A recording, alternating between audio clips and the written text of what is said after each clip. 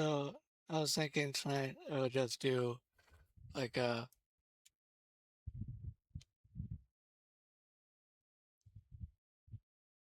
make my just chatting um like thing because right now it's black.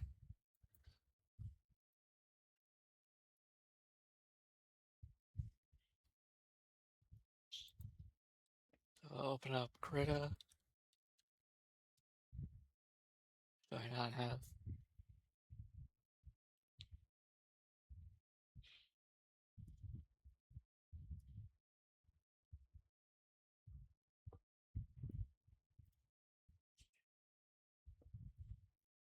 nothing? Okay.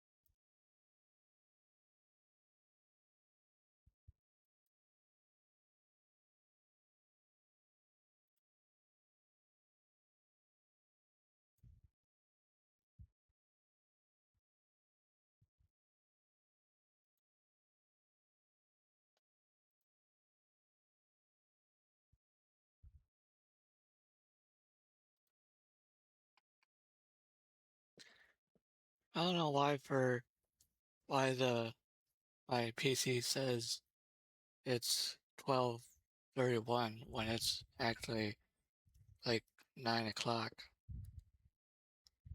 Yeah, it's 9:31. And it was on the automatic daylight savings, and that was also wrong. So let me see if I can change that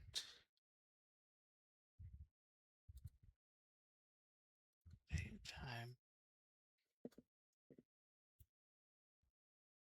The Eastern, yeah, the time zone doesn't really work. For some reason, like, still the same.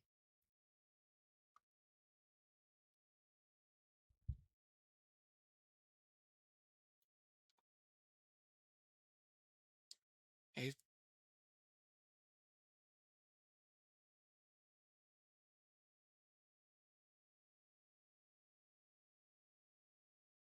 okay, okay. Just had to sync it up. Okay,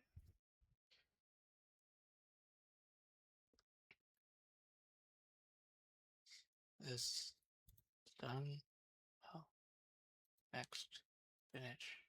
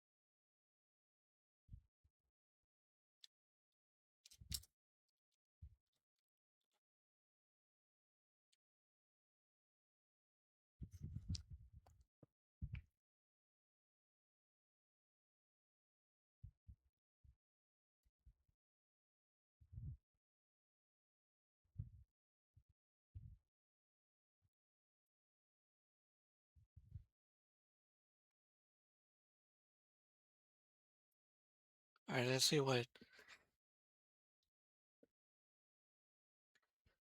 the AI will come up with for that.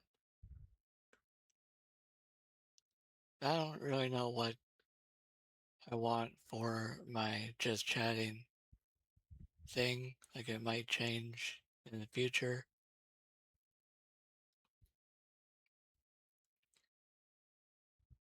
I want like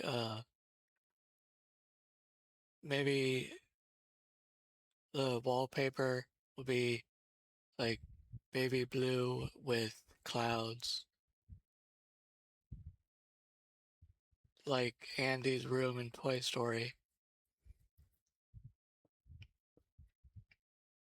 And there will be some wall decoration, like video game posters. Um,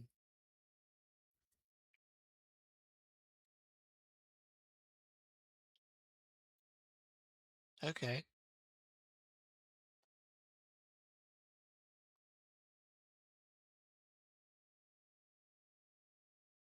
Yeah, I like the car on the desk. That'd be neat. That's supposed to be a Michael. Hmm.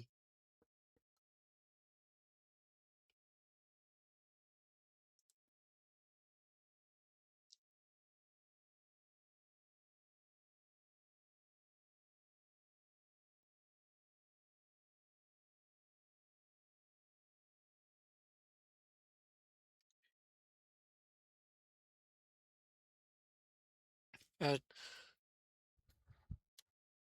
I also like, I don't know. All right, let's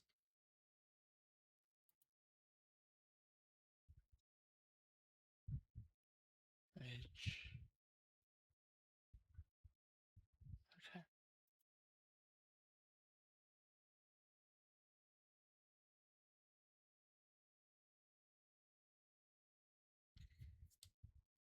GTA 4. Wait, where am I typing?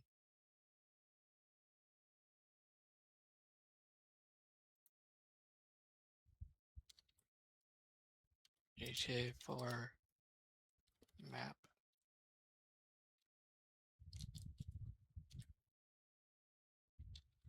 poster.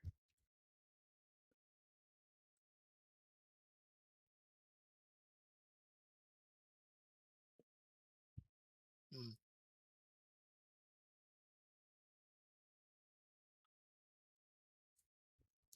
I should do that and then PNG. Um,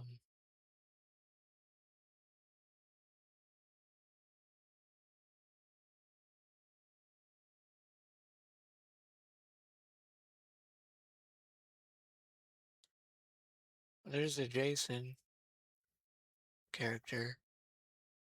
Let's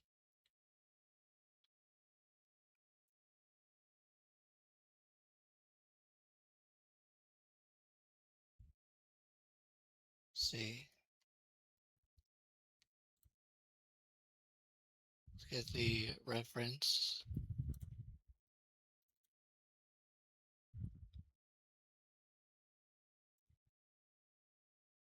photos.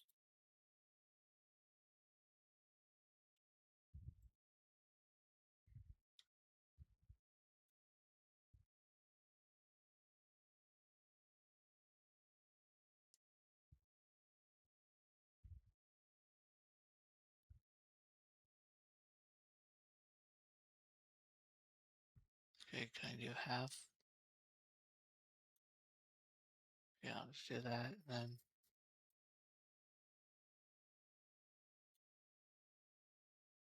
okay.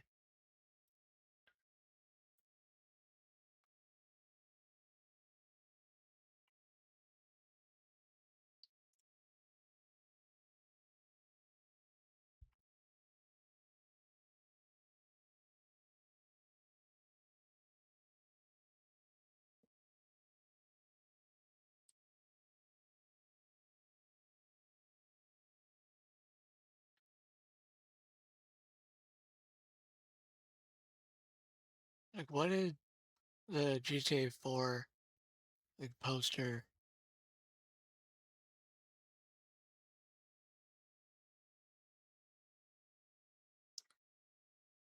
is? I like the like poster style where they have the like all of the icons on it and the uh, directory on the bottom left.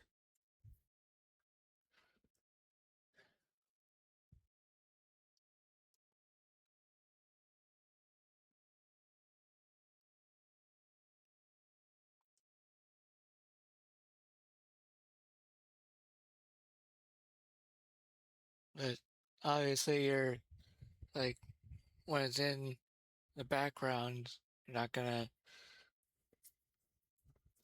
be able to see it like clearly, but it's gonna be piece.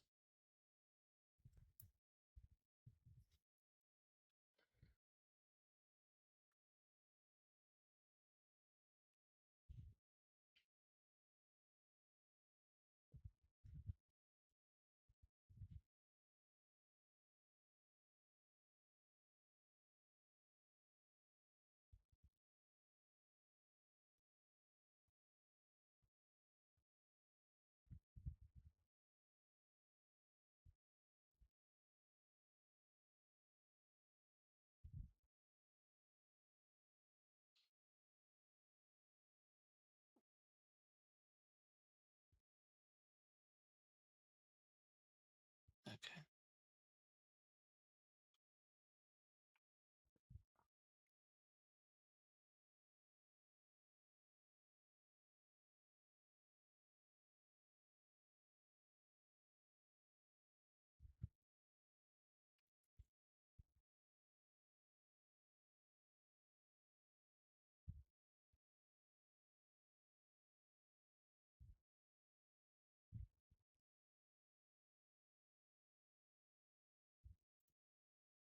Let's look up streamer backgrounds.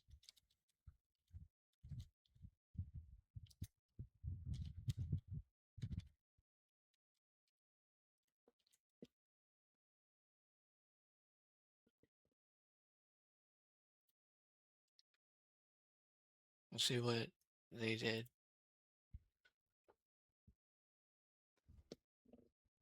Yeah, it's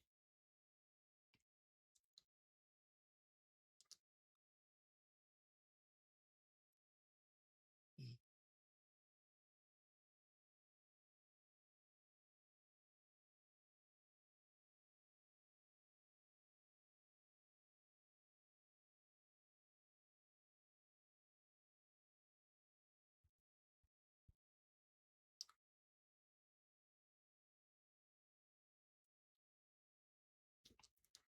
the like Bazite, the default desktop one. That would be kind of cool to do.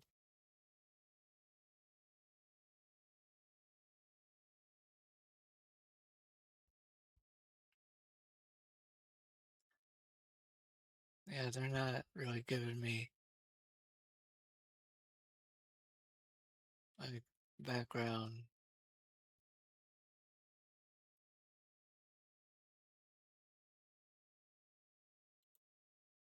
This one looks nice. Where is it?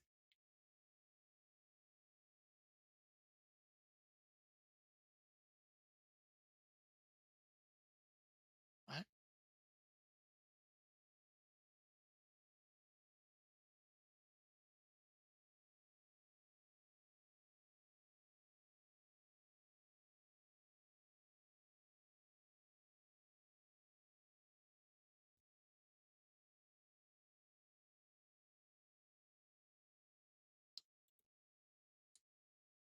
Is this one?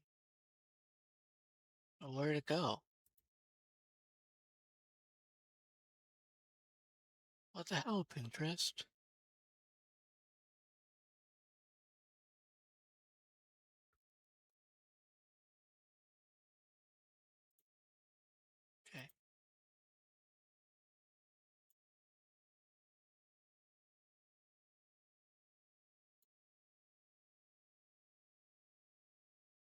Do I have to download it? Okay, here's. Hmm.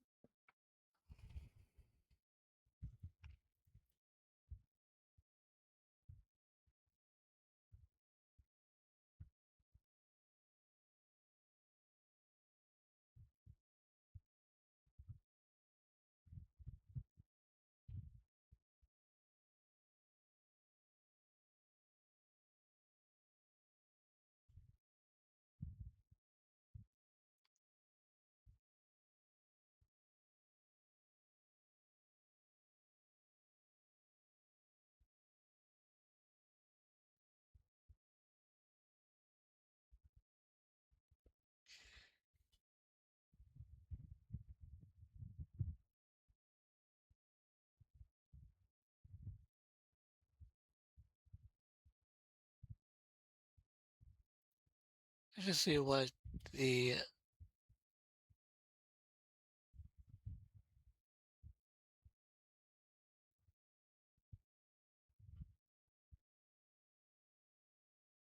Let's see.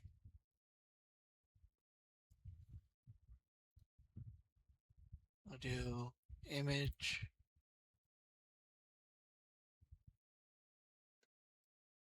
Okay. Then browse for the file. This one.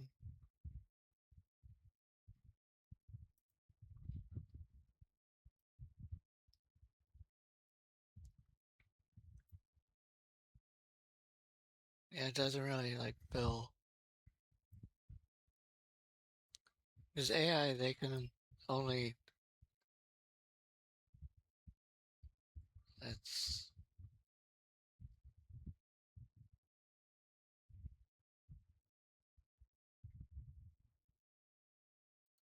remove.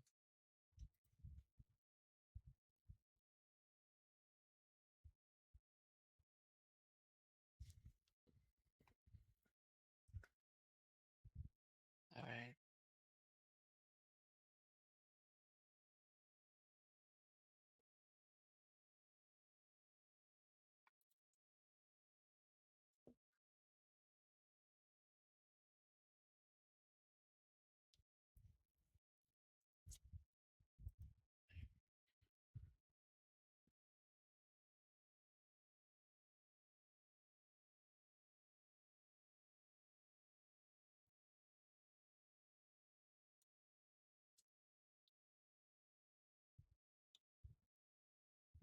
1920 by 1080.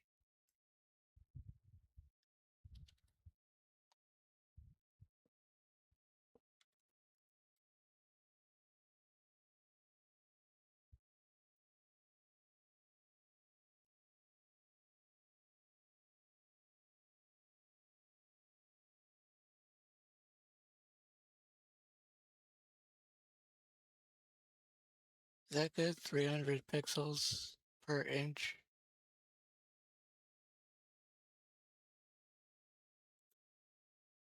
Do that.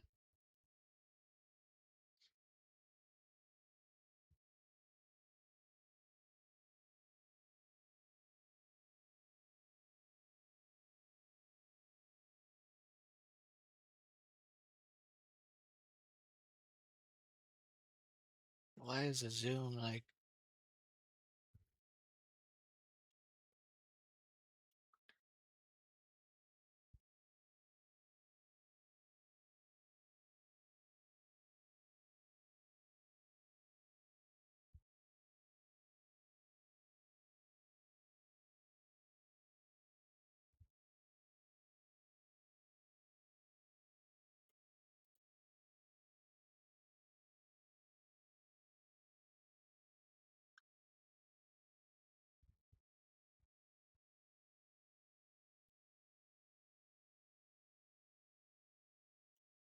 And this is what? Is that not even an image? What is this? Okay,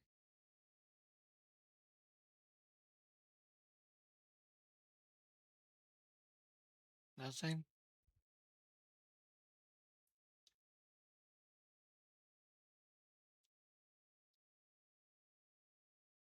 So where did you pull the original image that you showed?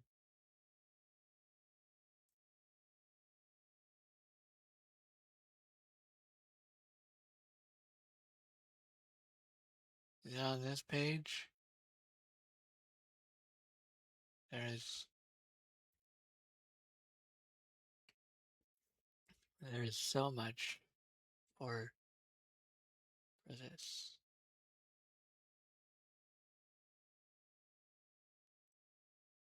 Here it is.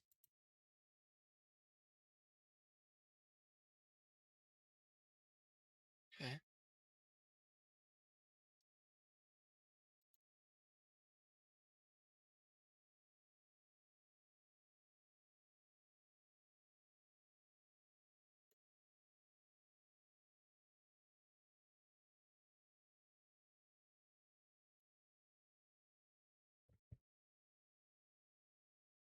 Mm,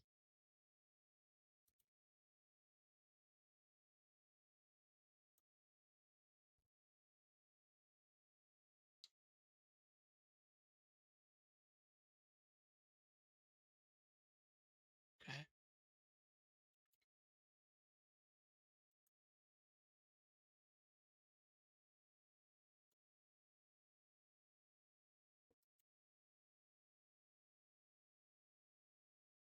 My photos.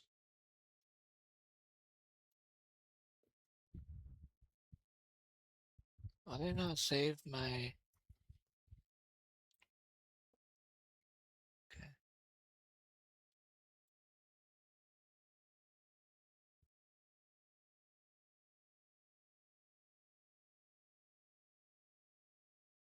Mm,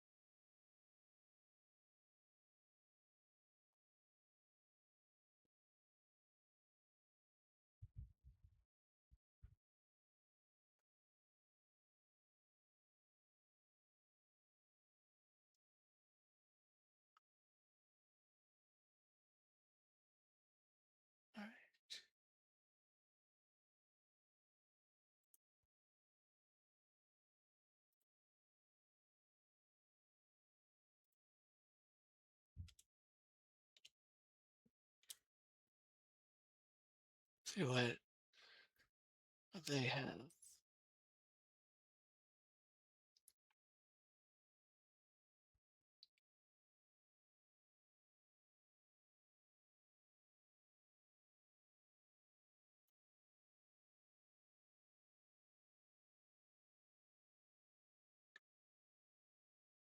Is there any with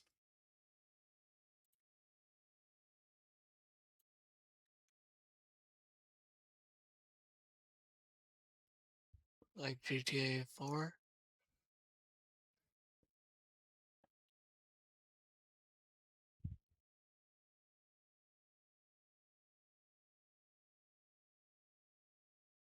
Kinda.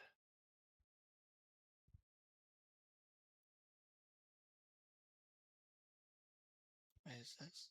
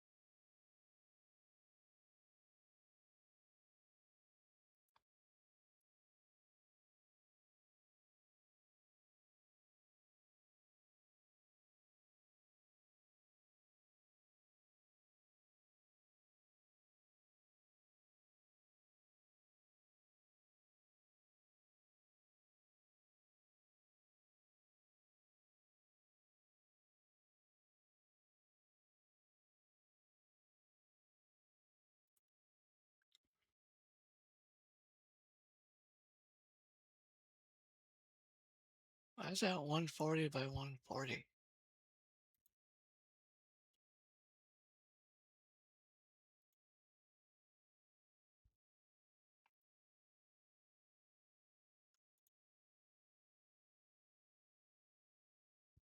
It's a little better, but mm,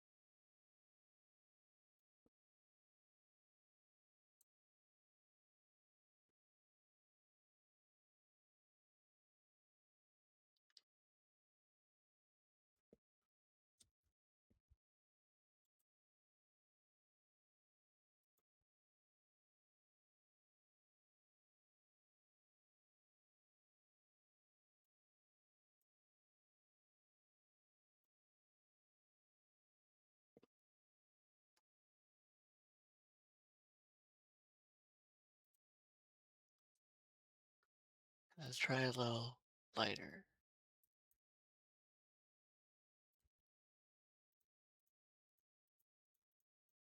Okay.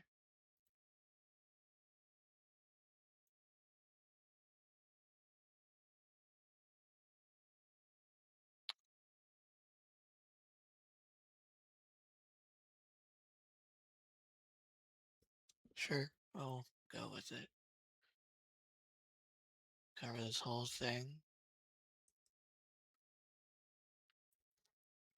Okay. Now, there's the other layer.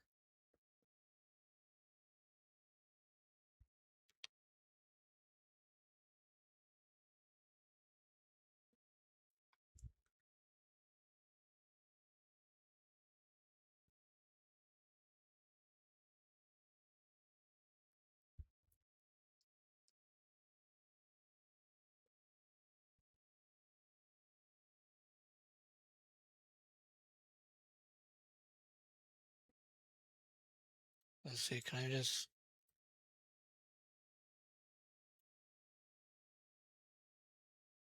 Oh man.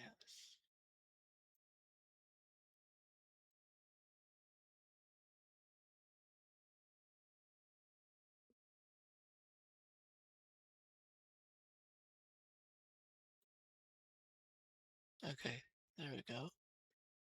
There's the Reed City one, but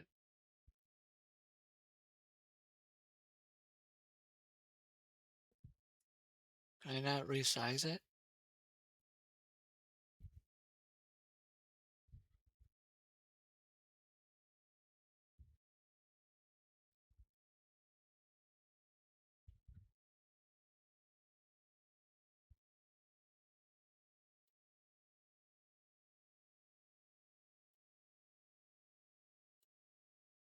What? I said erase. Why is it not erasing? What the fuck?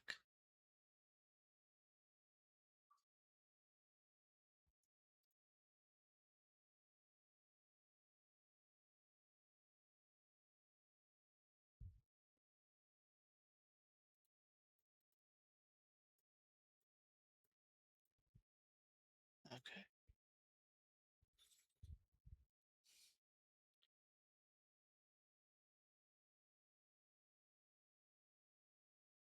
Oh yeah.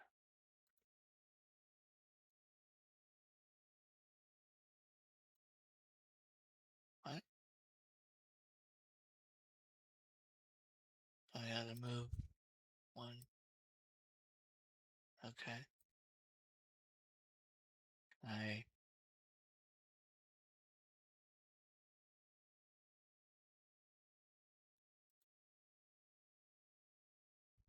I okay.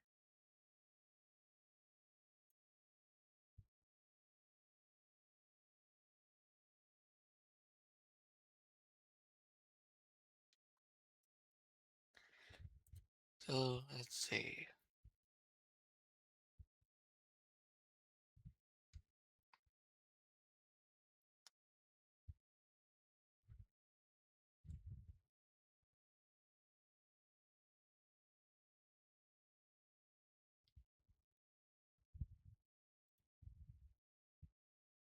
So mm, okay, we'll do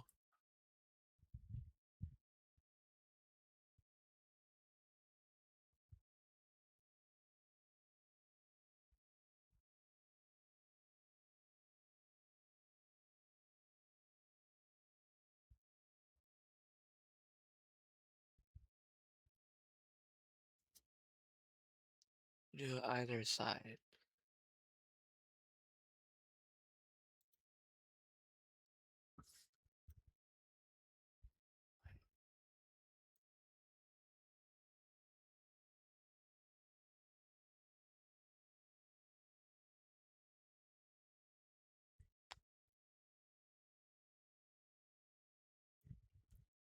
Do that.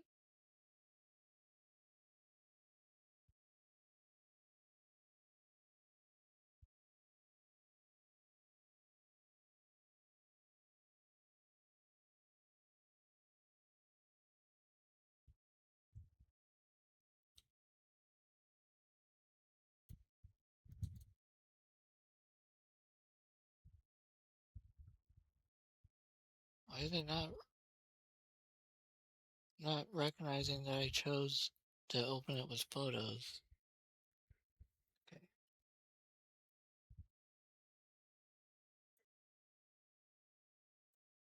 new layer. So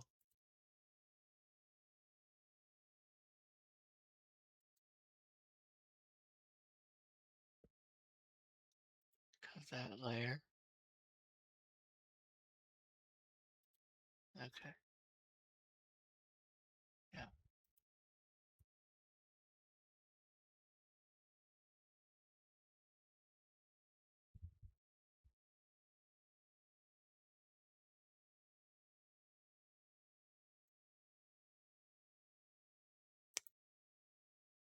okay.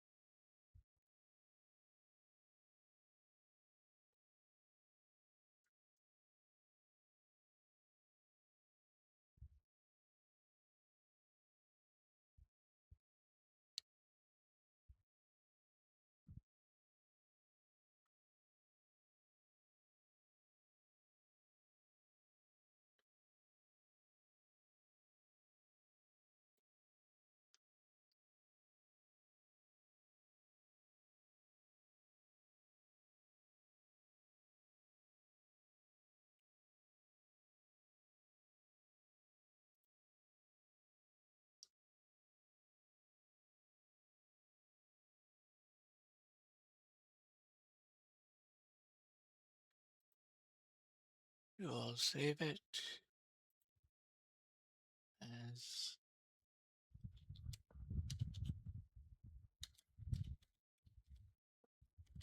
background.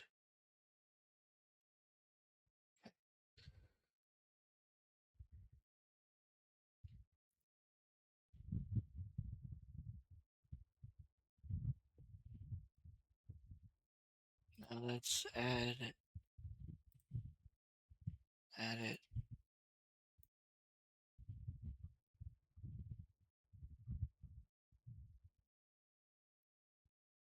So it's in documents, right?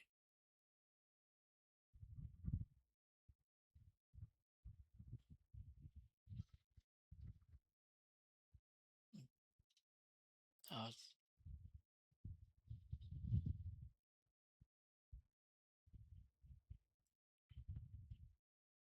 where did it go?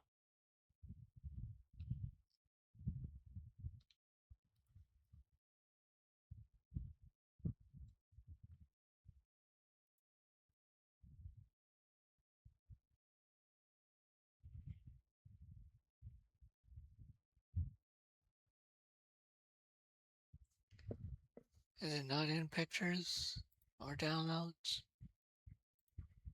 Not in desktop?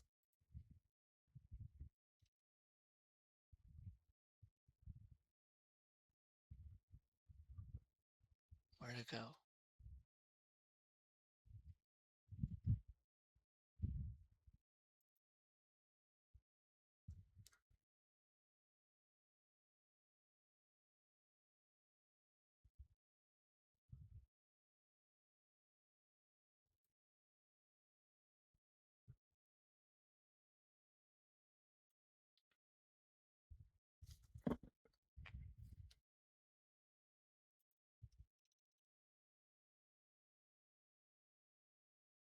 Can I not open it?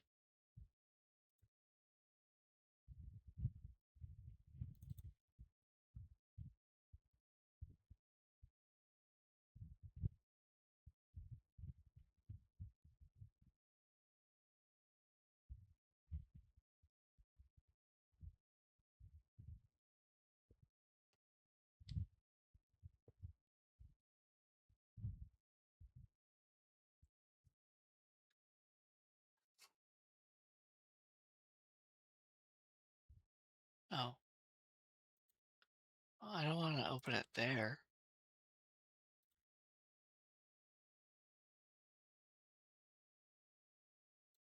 file. Oh,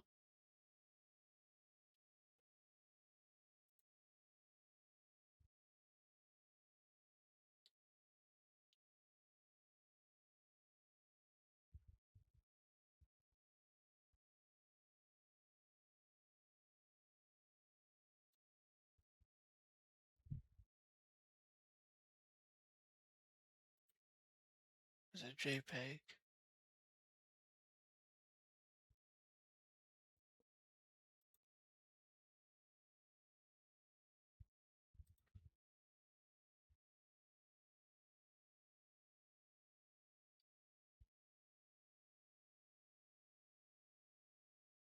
What?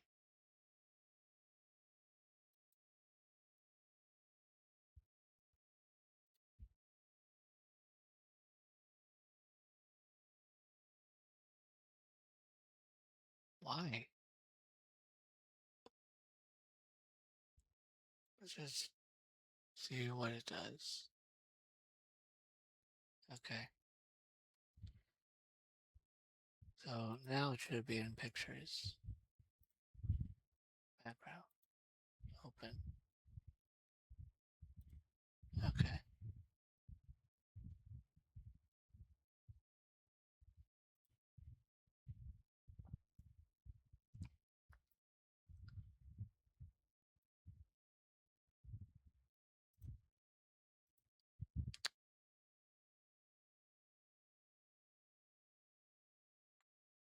Mm,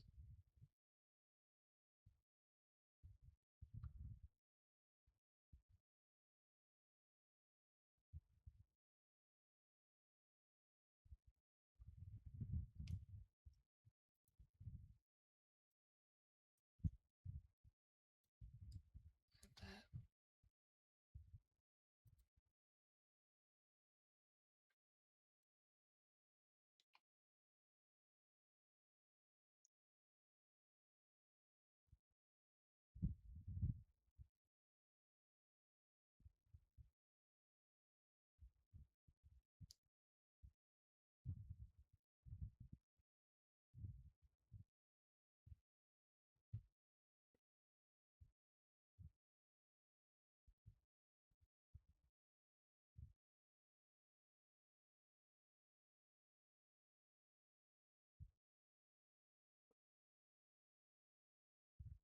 Kind of a little too bright for my eyes.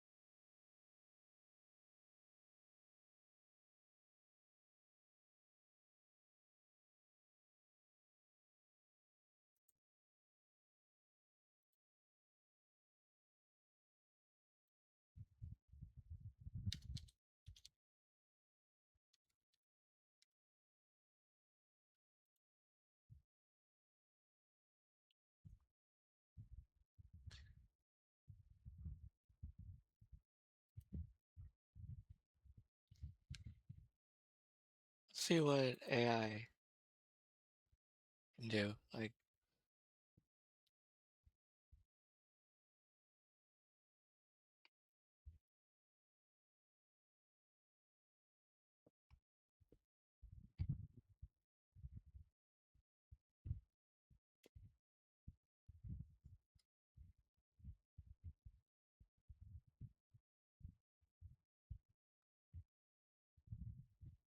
let's do make a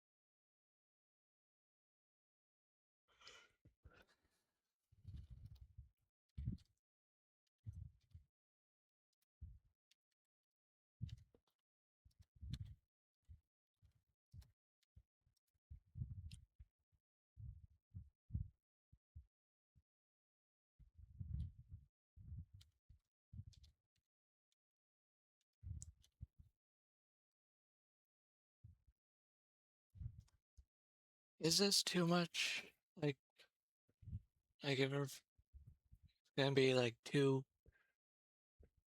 detailed, so ChatGPT like messes up.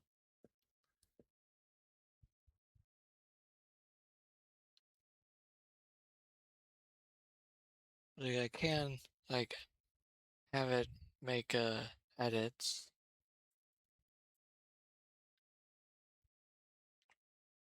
but let's see what it comes up with.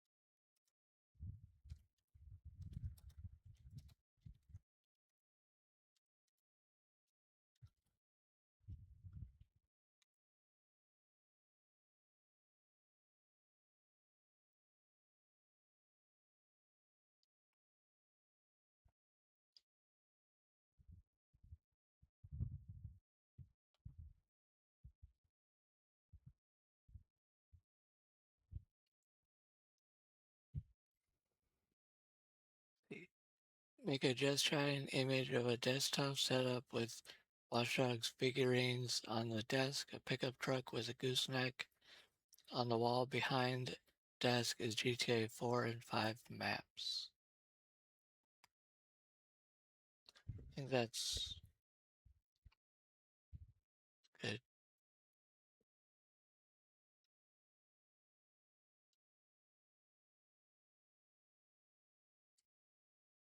See what it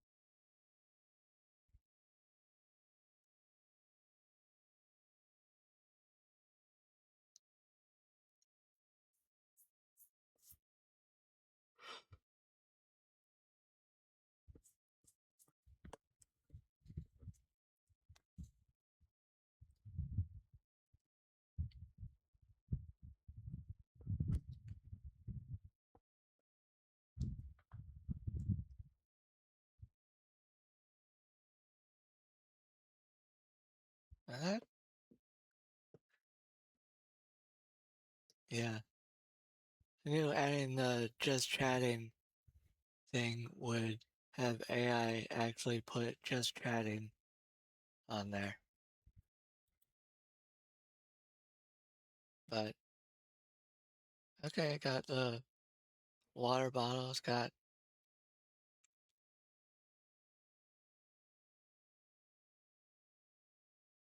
okay.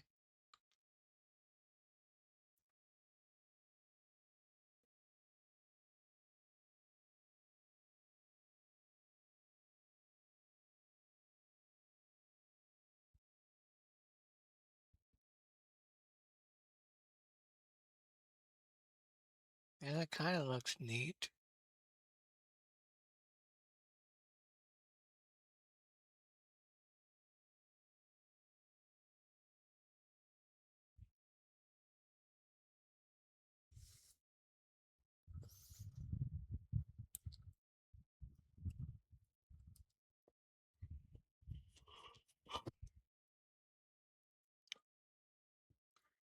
So earlier it was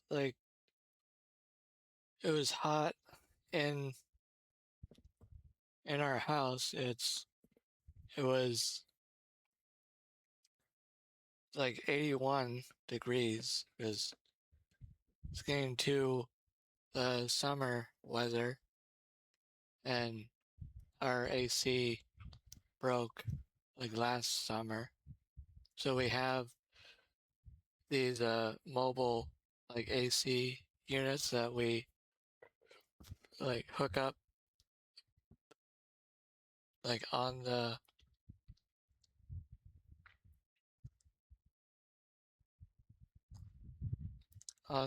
window,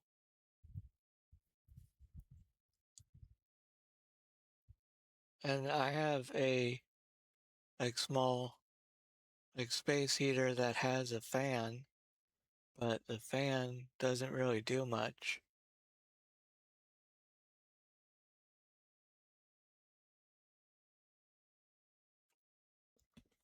All right, let's save this image. Let's see, watch dogs setup.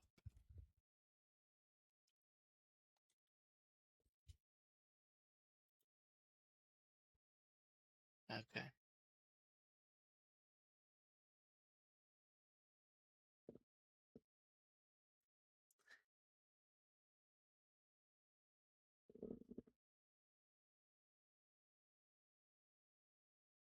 These supposed to be the watchdogs, like decals.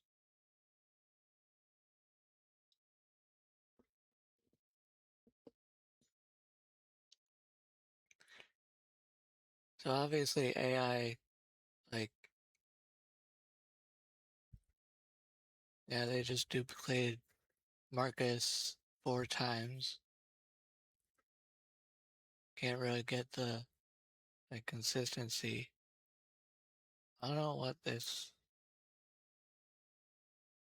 is supposed to be, like a wireless charger thing that I don't even think Watchdogs, like the merch there.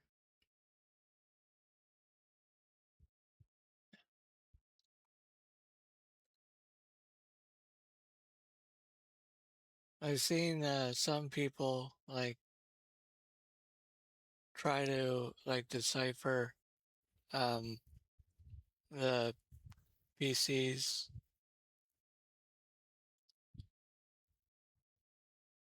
like tried to decipher Kirito's PC. Watched a video um, of someone creating one that sort of like resembled Kirito's PC in his house. It's just like a black case and had like it was at least like high end enough to where you could play VR games at a stable frame rate. So that was really neat to watch.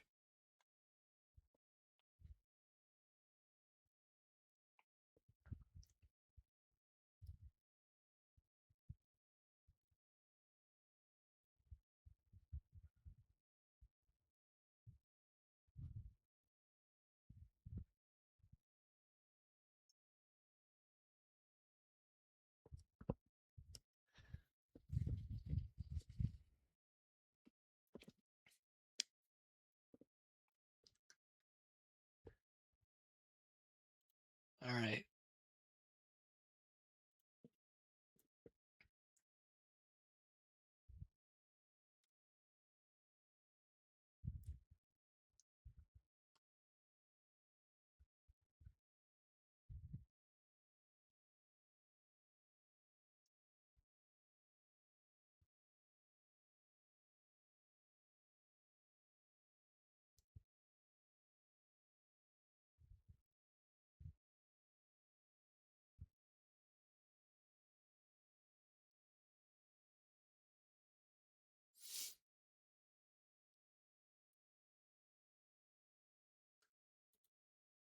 And that's what that. Let's see.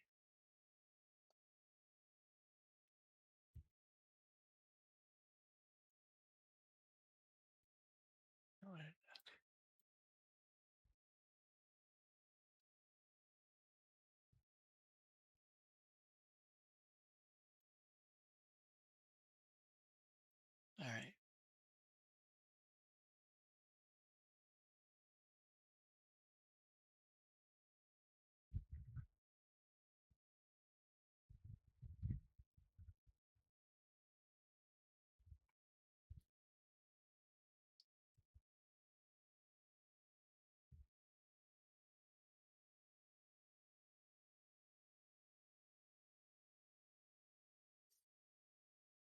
Secret Window was a good movie. When it was on Pluto TV, I caught like the last 20 or so minutes of it. It's pretty good. How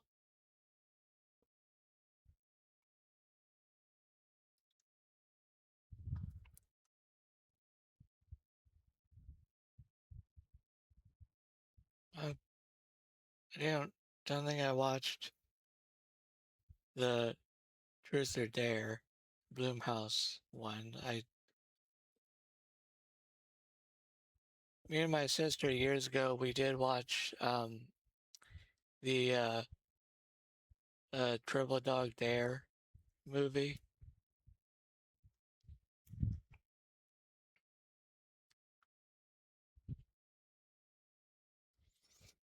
All right.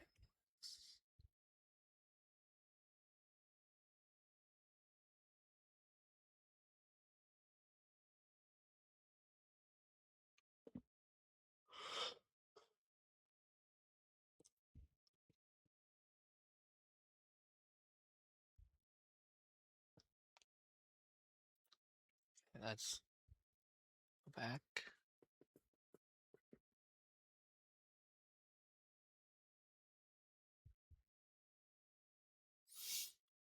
And I did hear about the disappearance of Fillion.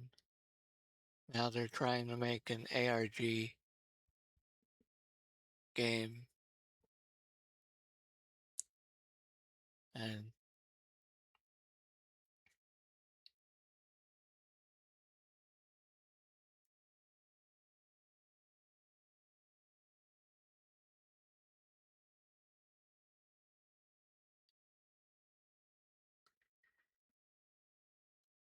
like seeing this kind of writing, like it's not this, it's not this, it's this.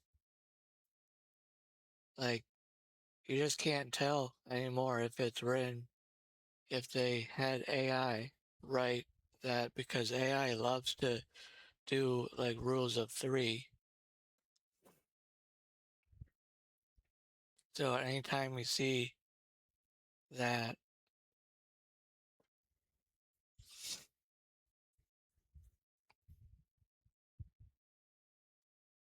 uh,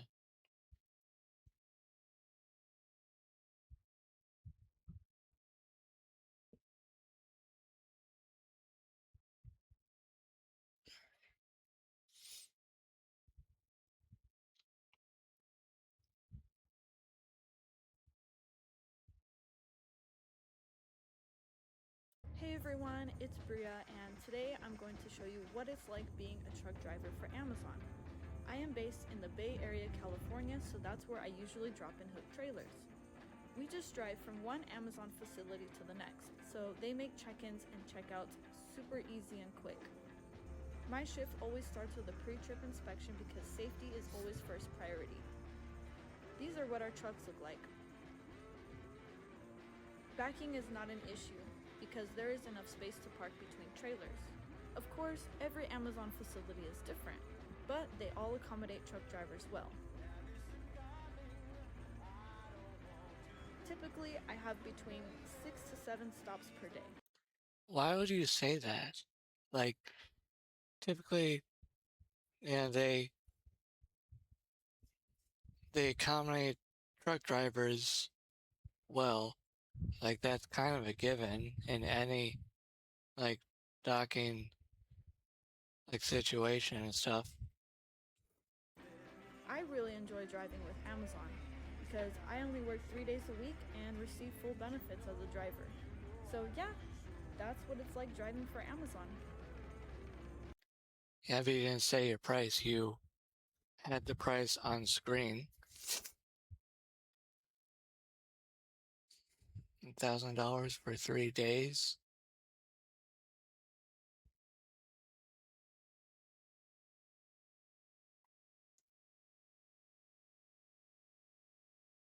The 3 days on the road, because mechanics charging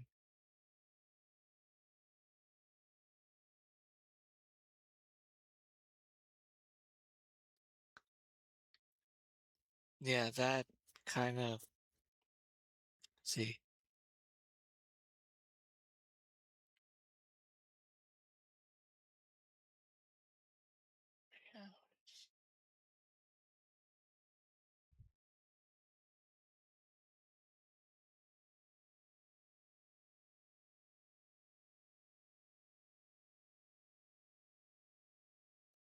Yeah. At 50K a year. Mm,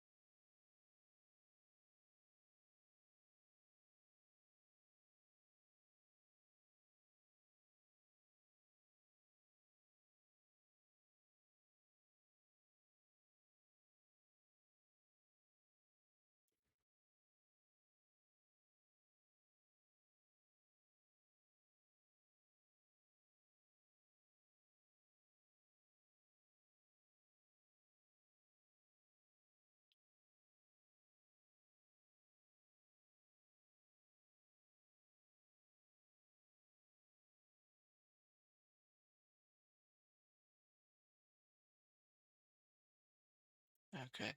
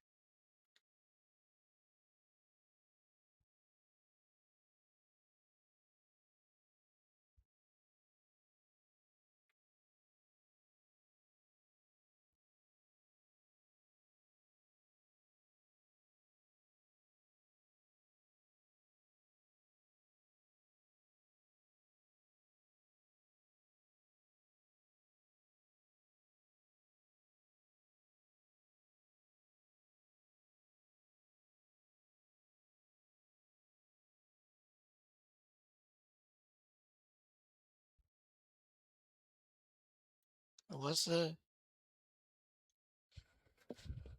situation. Hey stranger, welcome back. If you clicked on this video, you probably know who Mr. Who's the Boss is. He's a massive YouTuber from Britain, 22.5 million subscribers, 2,000 videos. He's one of the largest, if not the largest tech YouTubers on the planet. And apparently the United States had an issue with him, or more specifically, the Border Patrol had an issue with him several years ago when he was trying to enter the country. And he, for the first time, I believe, has broken his silence on the story and told it publicly. And it's a pretty horrifying story. So he was doing this 20 questions interview with the Dexerto, and they do a lot of these where they ask 20 questions that someone has never been asked. They've done it with like Mr. Beast and Jacksepticeye and Tommy Innit, Jack Manifold, etc., etc. And they always aim to get an exclusive of some kind, as any news organization would. Now, for some context, they ask him what the most money he's ever turned down is. And instead of telling about the most money that he's ever turned down, he talks about the most money he's ever lost out on because something went wrong. And in doing so, he segues well into this story where, well, I'll let him speak for himself.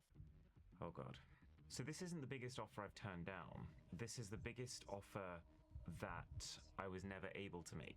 So we got an offer a few years ago to cover a high-tech stadium being built in the US. It was $300,000. So I was like buzzing, and I've never told anyone this before, but packed my bags, flew to the US, and I got interviewed by Border Control. They said, you know, what are you here for?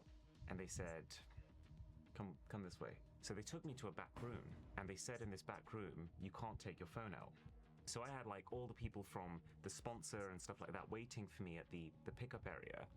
And I couldn't tell them that I'd been pulled into this room. So he's hired for this YouTube video. Presumably it's a sponsored video where he goes and he looks over this new stadium that's being built in the United States, and it's one of the highest tech stadiums that there is. And him being the most subscribed to tech YouTuber, it makes sense that he would be the one to kind of help break the story about this new high-tech stadium to try and get some sports money into the United States through like World Cup, Olympics, etc. But then while trying to, I believe, legally enter the country, he's detained by Customs and Border Control. And honestly, I have to say, especially having heard the rest of the story, it's kind of hard not to play the race card here. This type of work seems like it would be extremely common. There are hundreds of thousands, maybe millions of full-time content creators, many of whom have staffs associated with them. So it seems like those people would be in the clear as far as getting into a country in order to do their work, shoot their videos, complete their sponsorships, or work for someone that is, and then leave. Millions of people do this every single year, so it seems weird that it's an issue for him for some reason. Now, later in the different article, Dexerto says that there was a visa issue, and we're gonna look at that in a sec, but just spoilers up top, I don't think a visa issue justifies what he goes through here next.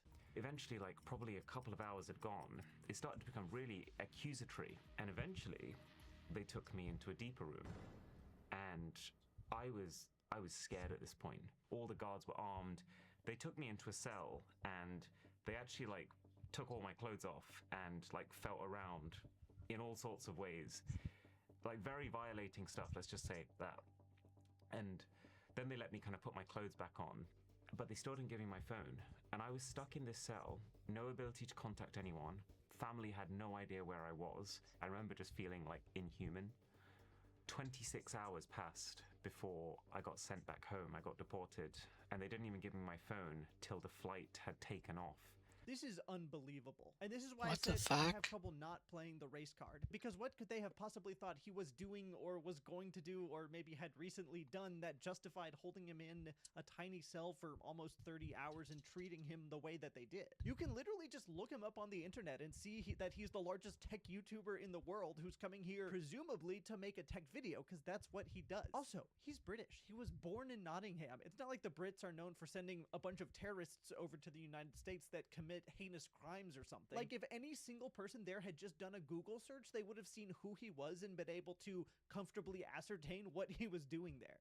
Now, obviously, I don't work for Border Control, but I do have common sense. And it seems like my common sense would tell me that if I was working for Border Patrol and I was detaining someone and they said, no, I'm here for a YouTube video, look me up, you can find my channel, and I look them up and I find their channel, and it's one of the largest channels in the entire world, and I'm watching the videos and I'm like, oh, well, would you look at that? That is them. I probably wouldn't think they were here to, like, blow up a national monument. And I'm not saying they have to let him into the country. Legally, they absolutely don't. But that seems like that would help them in not treating him like a criminal who had done some horrific deed and needed to be interrogated for almost 30 hours. No crime had been willfully committed and no charges were brought. He was just held there like a dog in a cage for over a day.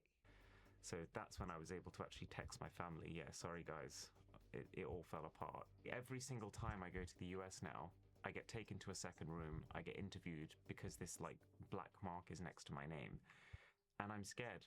I don't like it. Yeah, because you feel like a criminal every single time, even though you haven't done anything wrong. Imagine that you get pulled over every time you leave your driveway. There's a cop sitting at the end of your street. You get in your car, he gets in his car, you pull out, he immediately pulls you over every time, checks your license and registration and your tags and searches your car, etc. And even though you've never been ticketed, you've never committed any vehicle-related crime in speeding or suspended license or what have you, you would still get nervous every time it happens, and you would also be rightfully justified in saying, hey, what the hell? I haven't done anything. Why am I being treated like a criminal every time you see me? Now, earlier I said there was a visa issue, and Dexerto clarified that. It's not in the main video, but it says he was finally sent home after 26 hours. He felt traumatized. As for the reason for the search, Mani, I can't pronounce that, says he wasn't flying with the correct visa for his trip. So my theory is that he entered on a personal visa or maybe some kind of a vacation-based visa, thinking it would be easier to get into the United States to do what he needed to do. Because, spoiler alert, and you're probably aware of this, the United States is not like super friendly to work visas right now. It's much more difficult to get into the country on a work-based visa under the current administration than it was under the previous one or other administrations that we've had in the past. And likely, Mr. Who's the Boss was fully aware of this, and so he was trying to get in under a different visa that was more likely to be approved. Something vacation-based, because people who come here on vacation tend to spend a lot of money and then they leave, and it's good for our economy, as opposed to a worker's visa where they come here and yes, they spend money, but they also make money, which is like weirdly controversial in the United States right now. But even if that is what happened, I have to imagine people mess up their visas all the time. We get millions, maybe tens of millions of people every year coming in on various visas, vacation, personal, work-related, student, what have you, I don't know, all the visas, and then leaving, and I have to imagine at least 1 or 2% of those people mess it up pretty consistently. And I can't fathom a world in which tens or hundreds of thousands of people are being mistreated and dragged into small cells for days at a time with no warrant and treated like this. I know that people get rejected or sent back to the country of origin all the time because their paperwork is incorrect, travel is complicated, but that's not like an excuse to treat all of them like a criminal, and I feel confident in saying that most of them aren't treated like criminals. So the fact that he is seems weird, especially when he's very obviously a public figure there on the public figure work that he does. So if his only crime was making a mistake that I presume people make all of the time, and he's coming from a country that is not known for sending over a bunch of violent criminals or terrorists, I think we're left with the conclusion that it at least partially was because he is not white, and that was an issue for some reason. Now, for those of you saying that sounds illegal, which is something that I thought like, well, he's being held against his will. Isn't this like unreasonable search and or seizure, which is unconstitutional? The answer is no. The Customs and Border Patrol has like crazy amounts of authority. As long as you're at a port of entry, they have warrantless search and inspection, so they can inspect basically anything at all, human or otherwise. That's coming into crazy. the country. They also have the power of immigration inspections. They can also inspect your electronic devices. They can also do secondary inspection. I'm not completely sure what that is. And then they've got nearly unlimited capacity to detain people, expedited removal, arrest, and seizure. The idea is that all the constitutional rights that you think you might have basically don't apply to Customs and Border Patrol as long as they believe that you might be an alien looking to commit a crime. That's right, if you're a United States citizen, as long as they have reasonable belief that you're not, or you're lying, or you faked it somehow, then they can still do all of these things to you. They can seize and inspect everything you own and detain you for, I'm not going to say as long as they want, I'm sure there's some legal requirements, but as far as we're concerned, it's as long as they want, all without any probable cause or a warrant. And don't get me wrong, I'm fully against criminals being allowed to enter the country, but it seems like what they did to him was vindictive and racist. Considering that they sent him back anyway, it seems like the whole 28 or 30-hour ordeal that they put him through was purely for the sake of putting him through it. It didn't accomplish anything. It's not like they were going to detain him for 26 hours and then send him on his merry way back into the country. No, they wanted to detain him to send a message and teach him a lesson and then send him back to Britain. So did he do some small technical thing wrong? I mean, yeah, probably, I assume, with the visa. Does that at all justify what he went through? I think most of us reasonable people can agree that no, it does not, and it was horrifying. Anyway, it's been this long since you had anything to drink, so please grab some water, go outside if you can. That's a nice little send-off that he has. That's crazy.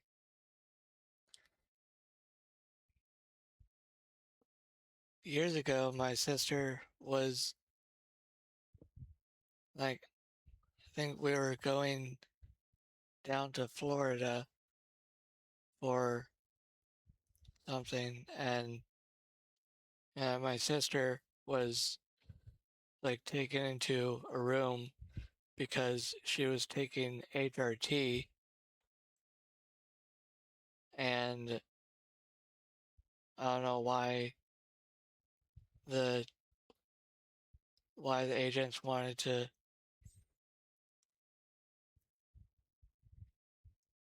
I don't know, I guess like if they taken any kind of like drug that's not pre-approved, like on their list or something, then I guess you get interrogated.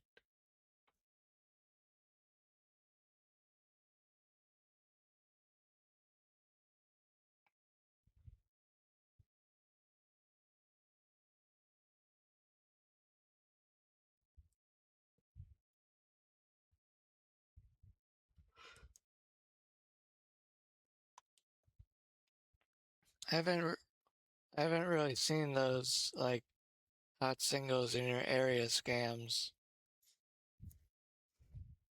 like any.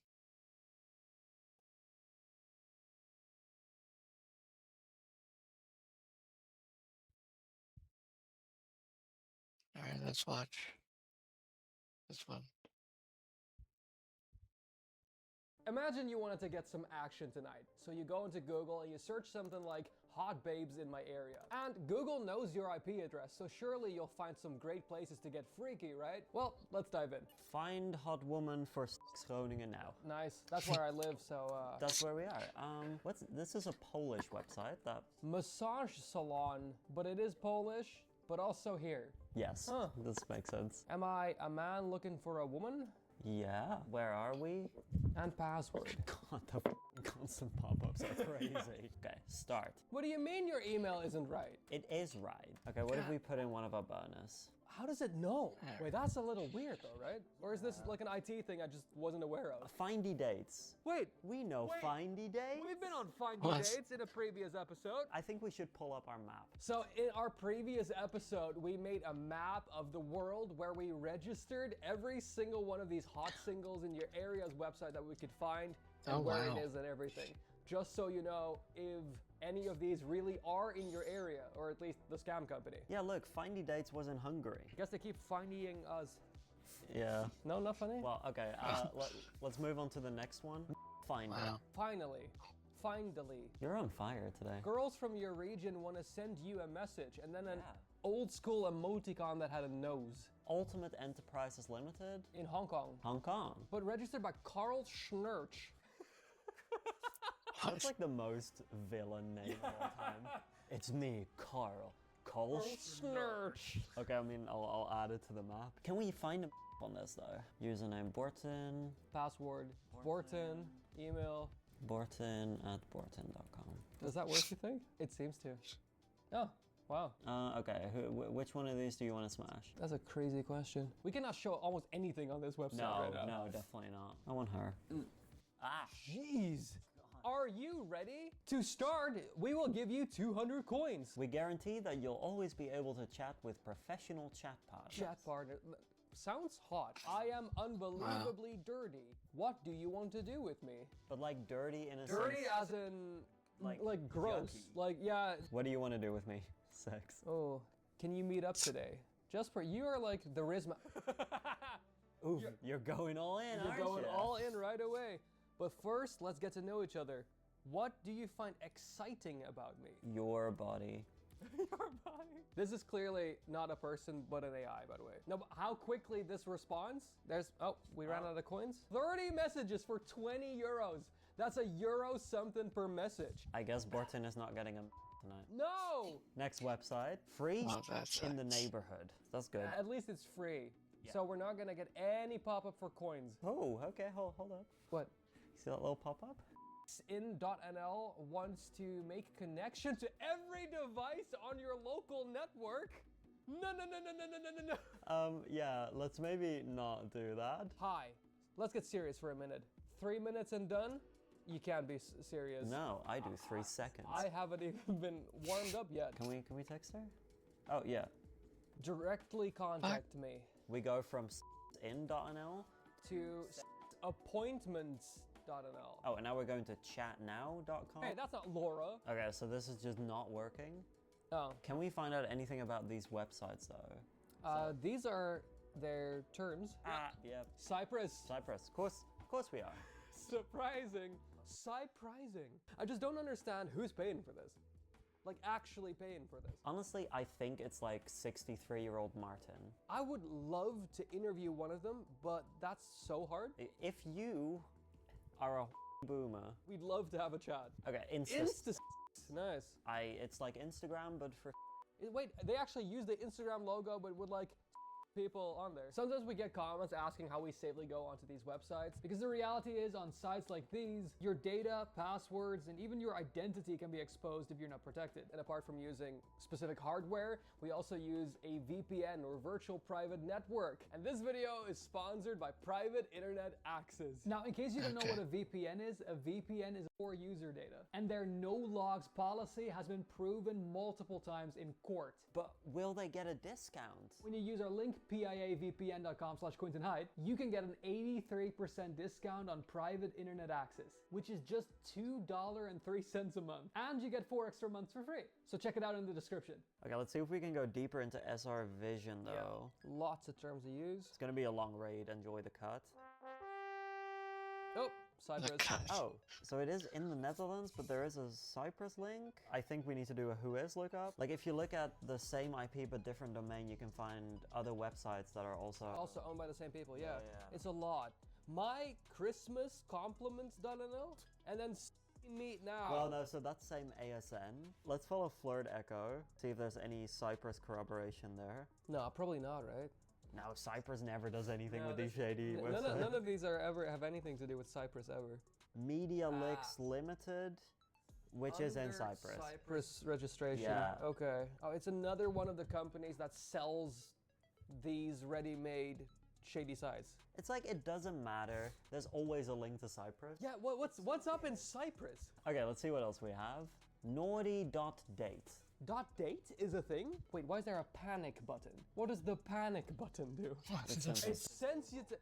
Oh, like Panic. if someone looks over your shoulder, you hit the panic button and it just sends you to the Google That's homepage. crazy. Hilarious design, shady as hell. Yeah. Because that implies that you're doing this either when you're not supposed to. Or when your parents like- walk in. We can select Groningen province. Look at that.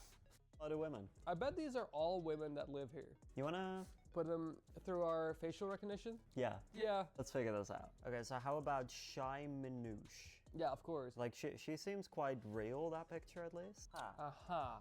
Okay, so... Leakgirls.cc.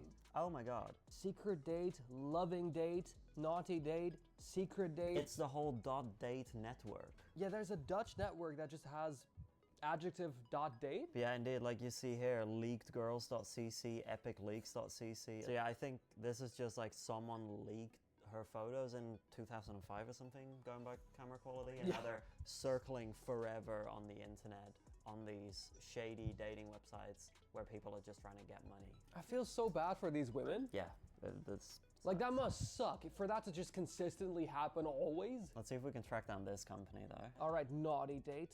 Where are we at?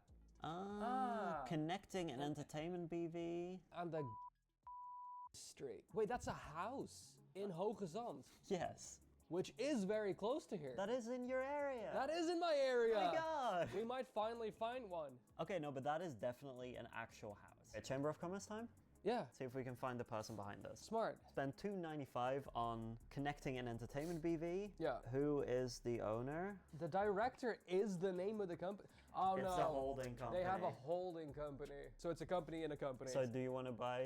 Yeah, let's buy a second one. Okay, here we have the holding information. Okay, yeah. Will that give us a No, that one's obviously held by holding. Oh yeah. There we go. Irene, It's a woman. a woman. Not to be like sexist or something, but It's usually guys. yeah, it is. Or so far, it has been exclusively guys whenever yeah, we checked. I'm not sure it's girl boss to steal women's pictures and then No, it's not girl boss at all. It's still shitty. Let's see what we can find out about her. Okay, found her LinkedIn. Yeah, owner of a BV and holding. Ah, I'm sure she's an aunt or something. She's giving aunt vibes. Yeah. So it's like, oh, what does Auntie Irene do? Steal women's pictures and then sell them as fake profiles to guys. So should we go see if Irene is home and be like, Yeah. yo, what are you doing? Yeah, let's just ring a doorbell. We are in the car on our way to Irene, which is the first time one of these is actually in my area. Yeah, only 12-minute drive. That's totally fine and great. That is actually, I'd say that's my area. I just hope she's actually home because I so want to know what drives a middle-aged woman. Right? To do this. Yeah, I'm gonna guess it might be money. Well, yeah, okay, it's money, but I looked at her LinkedIn job history, and even though she doesn't explicitly say like, oh, I steal pictures and stuff now, her past jobs were more detailed, and yeah, they were just like regular IT and stuff. So like, what set it off? I wonder how much money she makes out of this. We should ask her. She'll definitely share. Yeah. Can we see like your tax statement of last year? I mean, Yeah. actually, we can. Yeah? Well, we can buy that for extra money on Oh, the yeah, you're Chamber right. of Commerce. We have made it, and I have purchased the financials. I'm so curious to hear. For context, we're like 100 meters away from her house right now. Just inspecting her financials. Yeah. Normal stuff. Wow. Yeah, she seems to have around 100,000 euros made, but also owes a debt of about 37 grand. But yeah, it seems, I'm gonna guess she made around 60-ish grand in profit. Alrighty. Gosh, you're looking fly. Am I? Yeah, you are. Does it look really nice because the glasses are such normal human glasses? Yeah, no, you look fantastic. All right, let's go. Car in the driveway. Yeah. Is that the doorbell? What an interesting looking doorbell. Hi, good afternoon. We're looking for Irene. That's me. Great, nice to meet you. My name is Jeremy. We're looking into the business of the .date domains, and that led us to you. I'm not interested. We're just curious how it works. We're looking into that whole world and how that functions. And Look, it's for yourself. It's I'm not- sorry? Not very. No, I mean, we have looked at it, of course, and we know. So that's like a lot of separate websites using the same like fictitious profiles. Oh, hey kitties. Very cute cats. You know, we're just trying to understand sort of I guess the business model and the world behind it, because it's a very kind of unique thing, I think. yeah, that there's people not a do. whole lot of it happening. No. But also, for example, where the profiles come from and all that kind of stuff. You can buy that. Really? Oh. That makes sense. Yeah. Could you tell us where you could buy this? No, I cannot. Oh, that makes it's like a trade secret. Websites, you can buy that things, Ah. pictures, and Oh, but I figured that those pictures were sold by the people that the pictures are of. no. Oh, they just have them and you don't know how they get them, but they sell them basically. Yeah. So it's like, okay, I got it. Because that's one of the sort of like questionable things that I found is that Just like the photographs, you can also buy them. because I found some of the pictures were like from leaked sort of like revenge databases. In like 2005? Yeah, where it was like pictures that people leaked that are now being used on these websites. So that's where it gets like a little bit questionable for me. I imagine you would want to be careful Yeah. with then where you buy from, because yeah, if you're using Really? I bought does this work, and I work for him, and now we Oh. do it together. Oh, because we found you, or at least your name. It's not my company alone. So your brother started doing this and then you My joined brother him. started working for a guy who owned the website, and he bought the business from that guy, and Yeah. he make it a lot bigger than it was. Can I ask, do you use like AI chatbots, No, or no. It's people, okay. No, you hire people to do the chatting behind the profiles? Fascinating. Yeah. And are those like chatting from the Netherlands or? Okay. Just No. international. That in all Europe or outside of Europe. mostly, I'm gonna guess like Philippines and India is mostly. No. I think no, really. No, Oh, really? No. I feel like almost always when it's No. chatting services, it's No, Philippines. because we have only Dutch websites, so they have to do That makes sense. Dutch. How do you find people Yeah, to that- do the that's what I'm chatting? Because thinking. that's fascinating. Like Indeed or something. I feel like how is it? It should be hard. Studios for that kind of business. Our business is also legal. We Yeah. have to do ACM rules that we have to follow, and we follow that. Yeah. Otherwise, our business is gone. Right, yeah, because we noticed that like these are fictitious profiles. Yeah, because it's stated. disclaimer. Yeah. Right, and I reckon that's for legal purposes as well. Yeah. Yeah, we have to also, we got a lot of questions from the government. What government branch is that? Maybe like the So this is. I've watched Quinn and Hyde for a while, and this is like the first time that like a co-owner of a website like they actually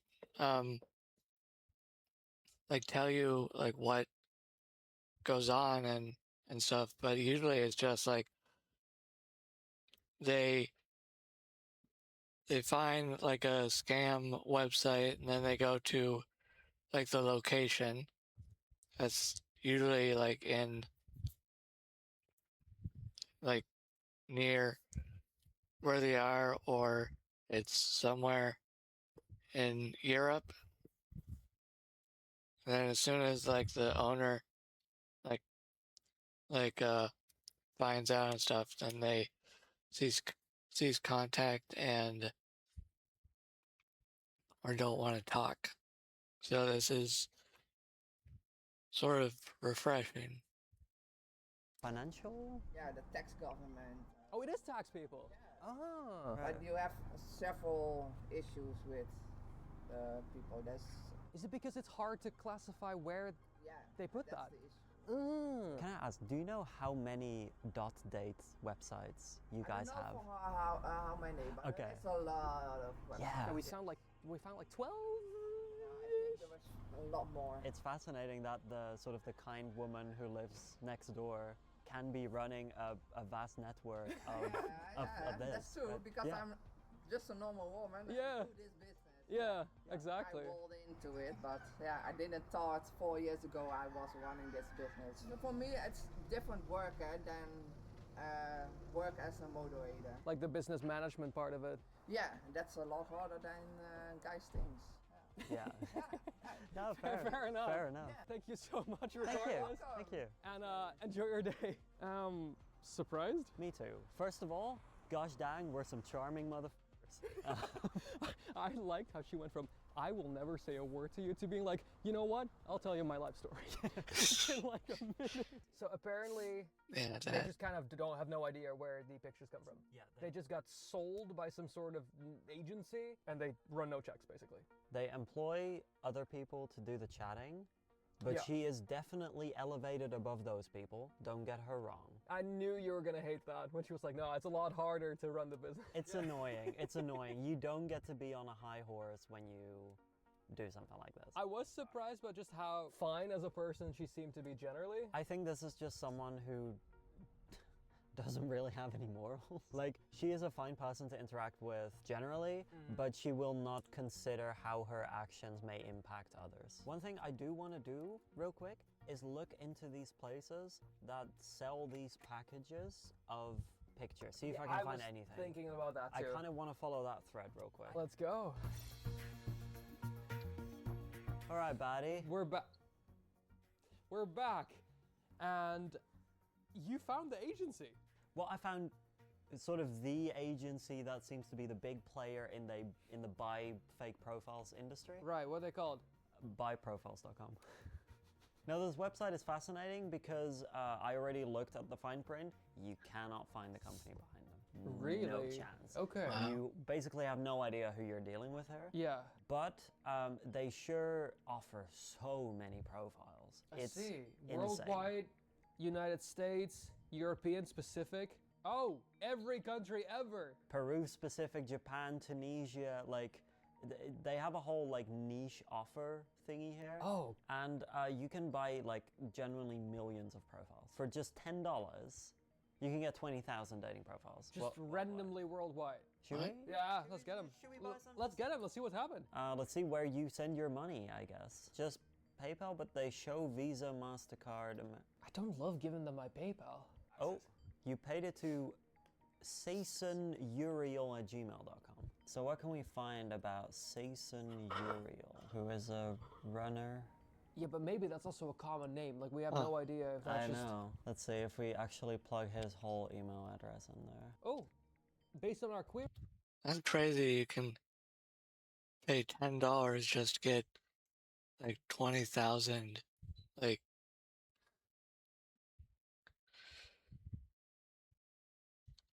yeah, that.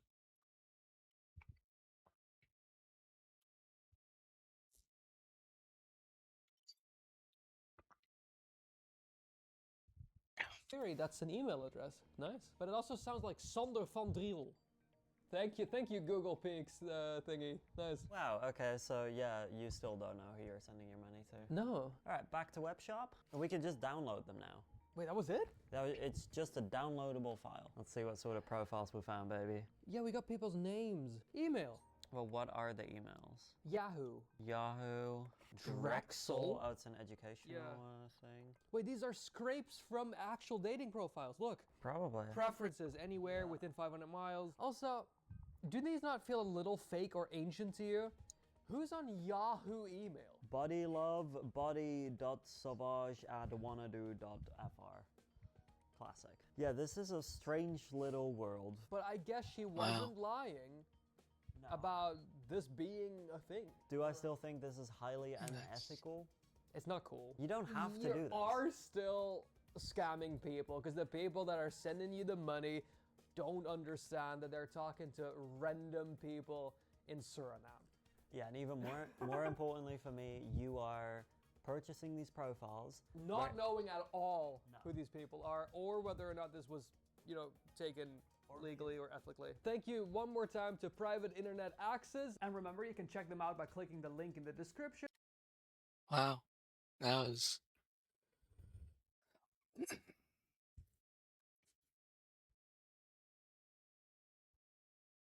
That was an interesting thing.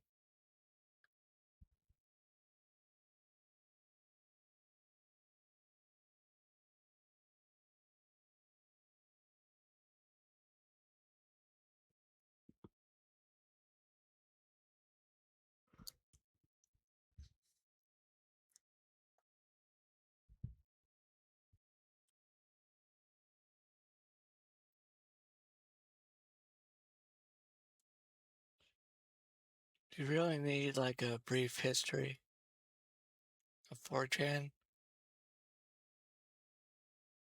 I think everyone knows what 4chan is. I think years ago I watched a video 4chan's darkest videos thing. There is a murder mystery from in the Tennessee area.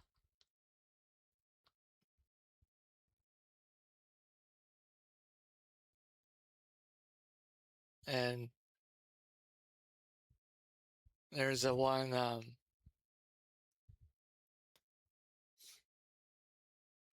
where this college student wanted to film himself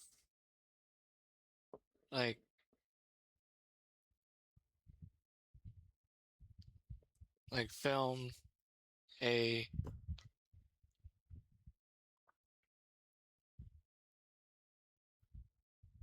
the film his suicide, and that one wasn't the craziest one that was on 4chan back in the day. I never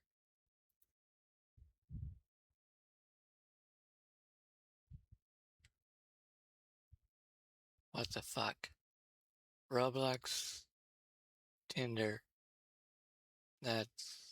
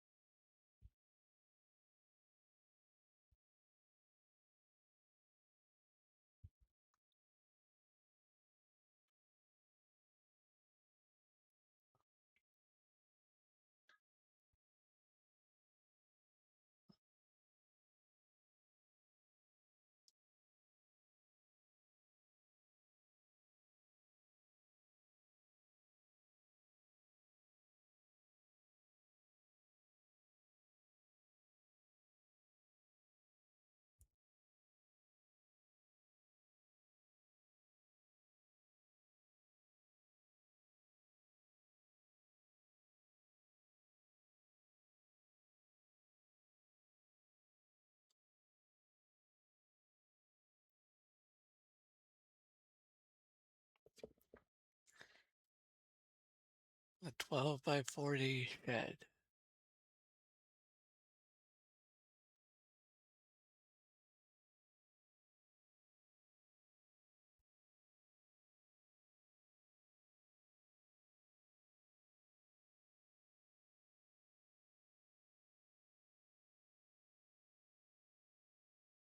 Yeah.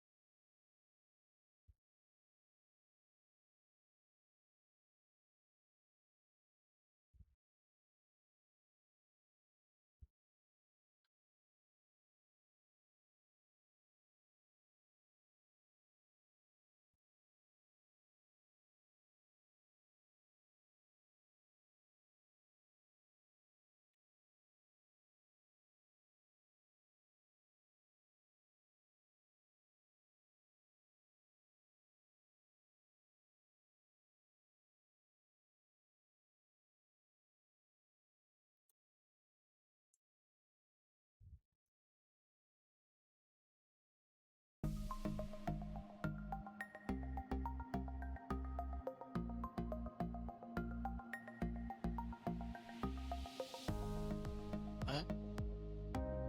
Okay.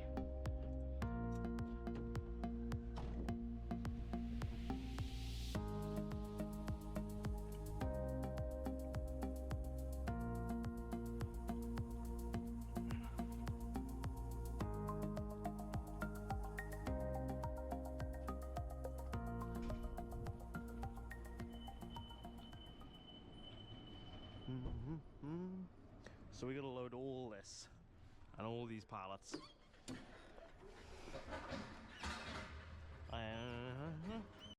You gotta do it yourself? When you're aren't aren't you a trucker? But you had to you have to load it yourself for some reason?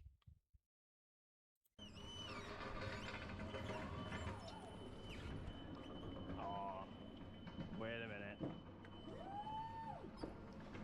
1, 2, 3, 4, 6, 7, 8, 9, 10, 11, 12. Yeah.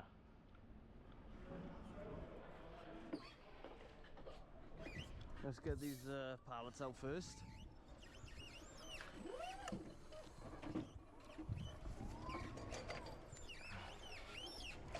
Ta-da.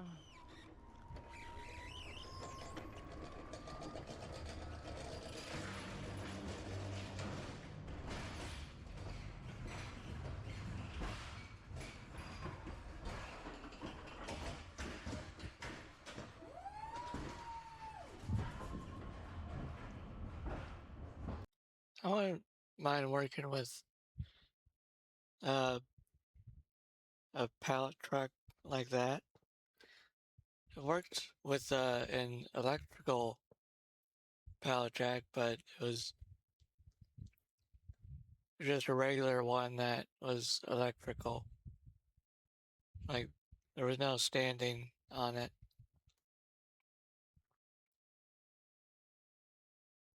Because Because yeah, American warehouses, they're not like the ones over in Europe.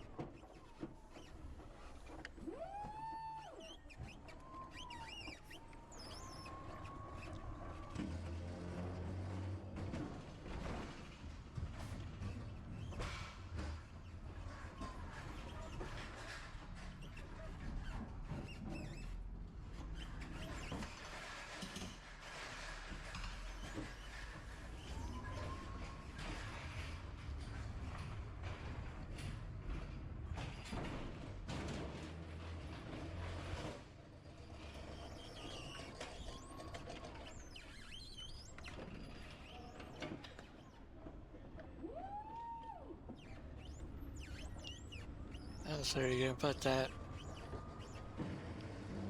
next to it?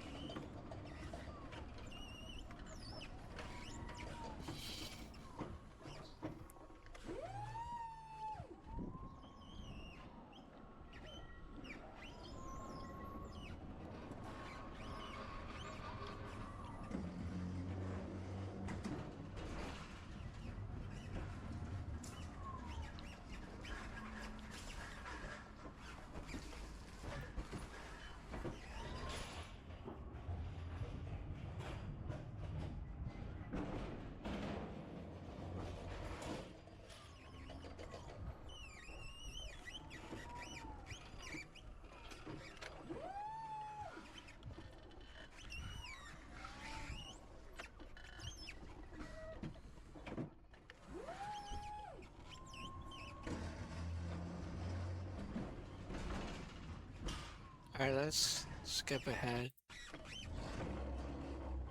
Still. Be too wide as well. Aye, aye, aye. Alright. Just leave it there.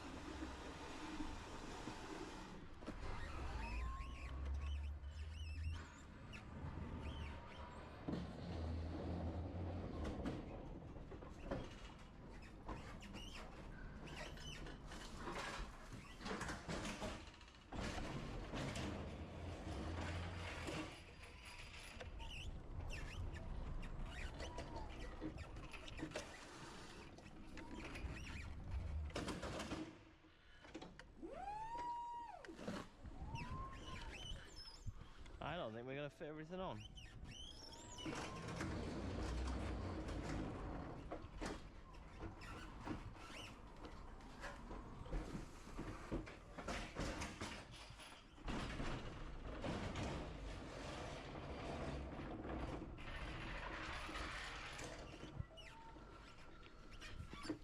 How heavy is this?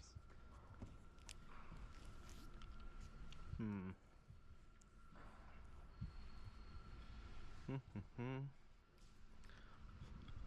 Hmm.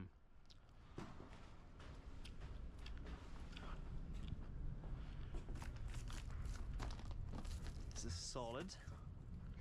Okay, I think I'm gonna try and put that box on top, because then I have a 3 and 2 little ones.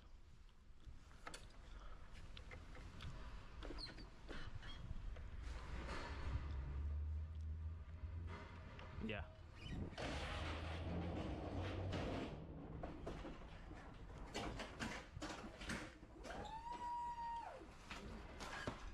I have a plan.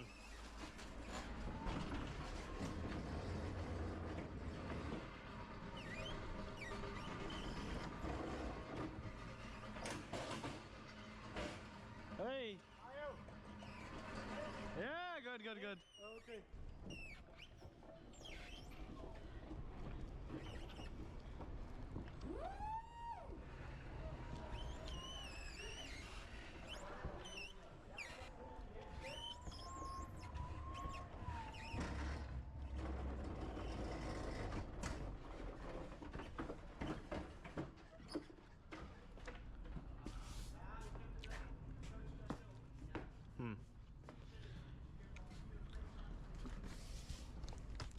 It's not light, although, do we just, I don't even know how I can lift this. And drag it like this. Oh shit, the pallet. Okay, wait a minute.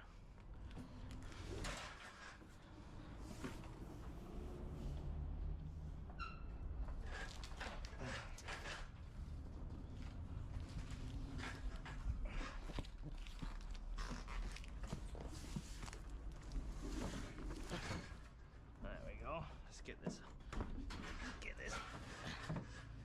out.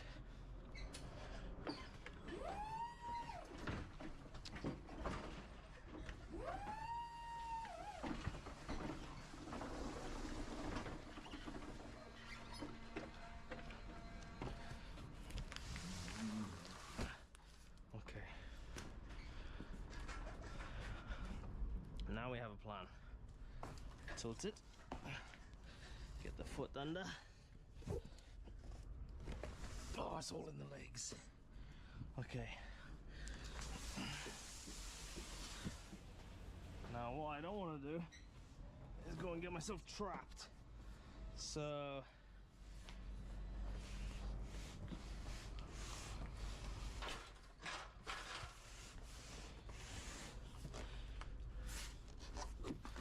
okay, I'm in the process of getting myself trapped.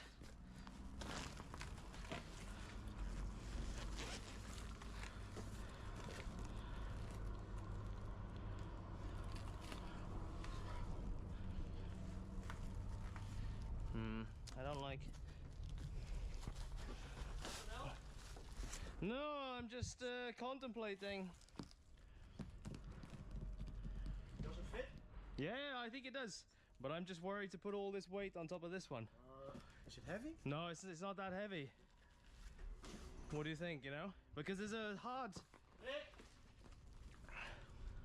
Die kan een pallet met die isolatiedek weer. Kan dat boven? Because this is solid. This is plastic boxes, plastic buckets. But this is soft, and I can't break the pallet. Ja, Collie says it's okay. It's okay, yeah? Oh, nice. Okay. But this isn't that heavy, so That's okay then. probably it's okay.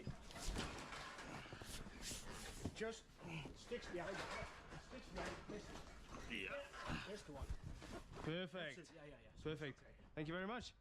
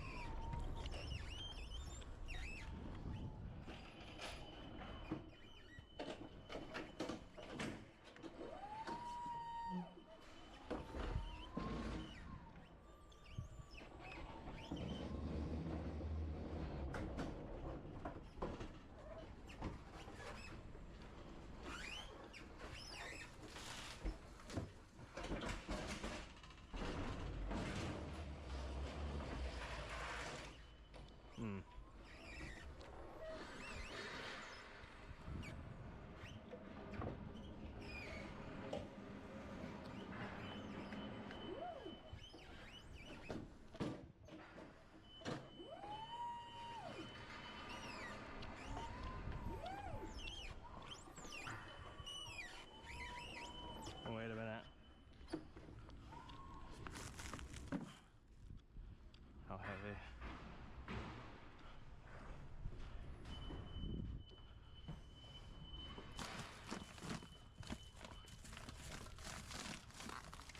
No, that's not hard enough. Although, I might be able to put it across them. Okay.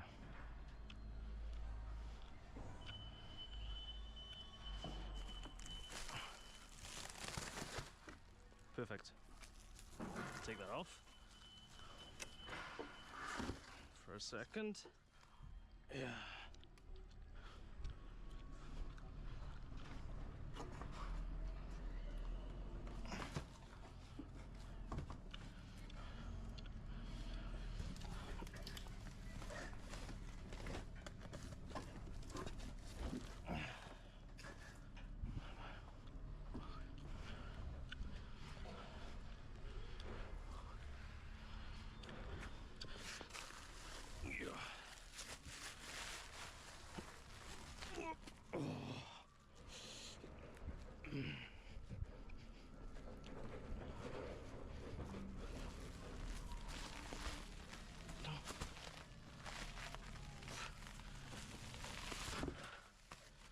Perfect. 3 left. Okay. I'm a little worried about this one.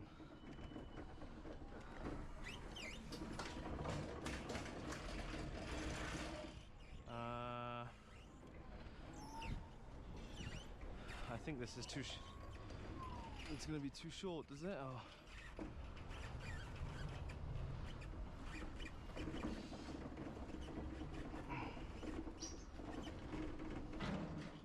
Come on, please fit.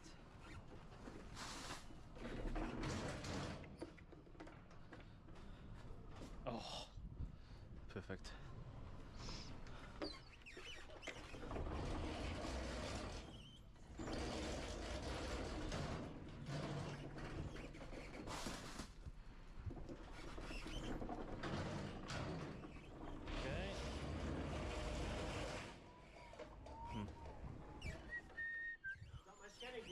Huh? Oh yeah, I stole it, you know. No, no, don't give me more work, you know. All right, let's put these in.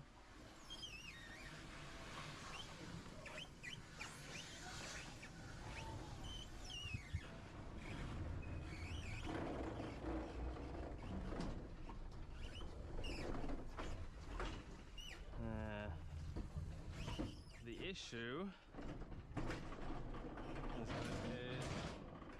is gonna be that. Oh, wait a minute. Wait a minute. Wait a minute.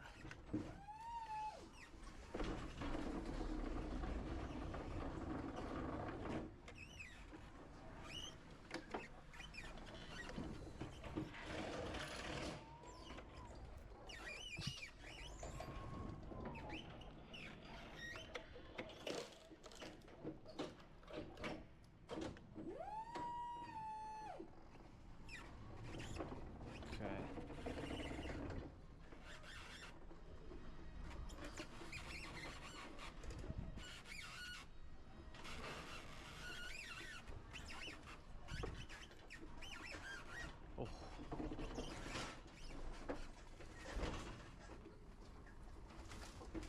One.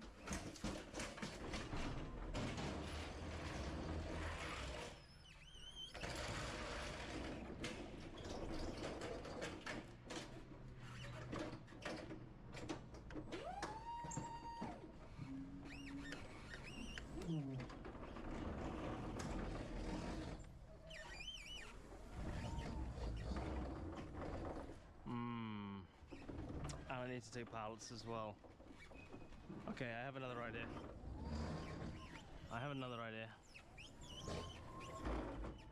Because I refuse to not take everything. Wait a minute, I'm not gonna be able to get that now, am I? How heavy is this?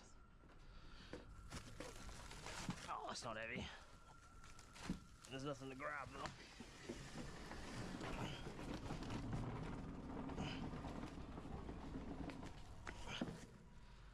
Okay.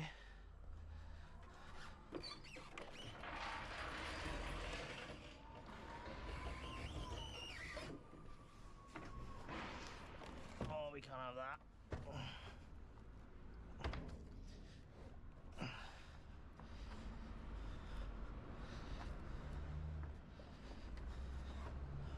Now what I need is a forklift, because I have a plan. Come on.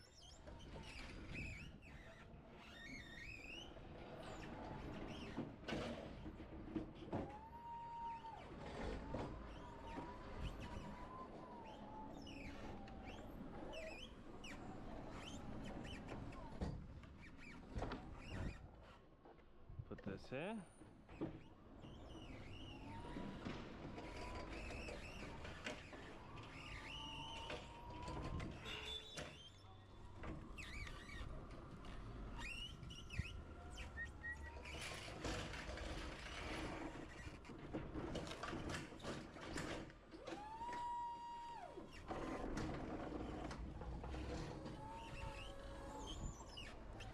I'm gonna put this on top.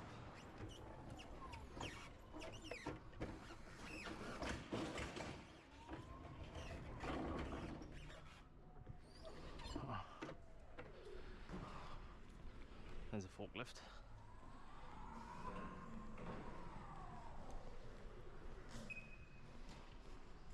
Can I borrow this for one second? Yeah, thank you.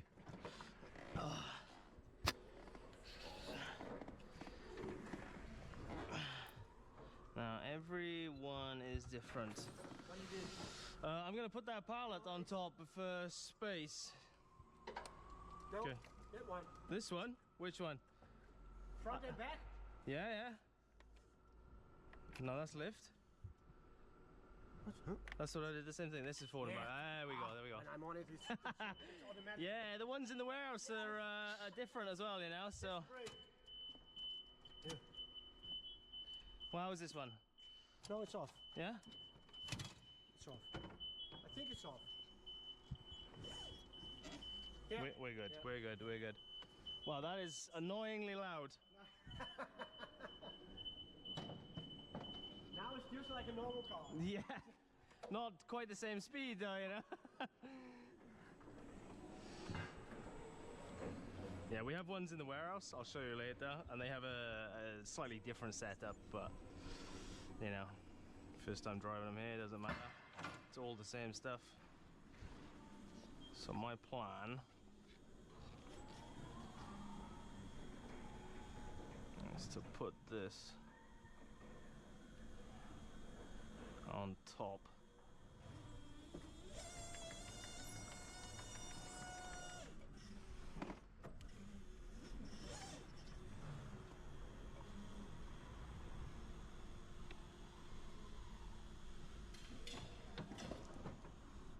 What's side swift? That's it, side swift. Go back, attach. How do you go slow? There we go.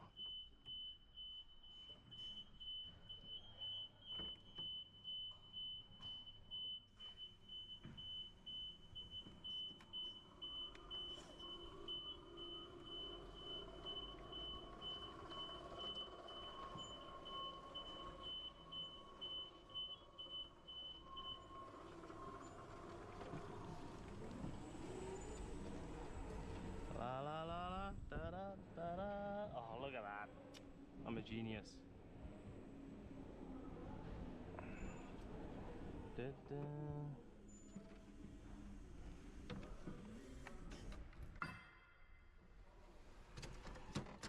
There we go. Oh, wonderful. Da da da da.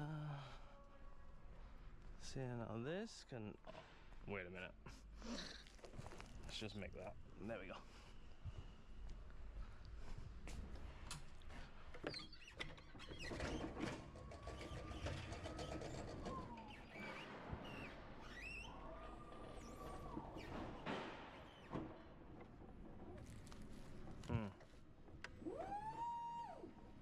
Voila.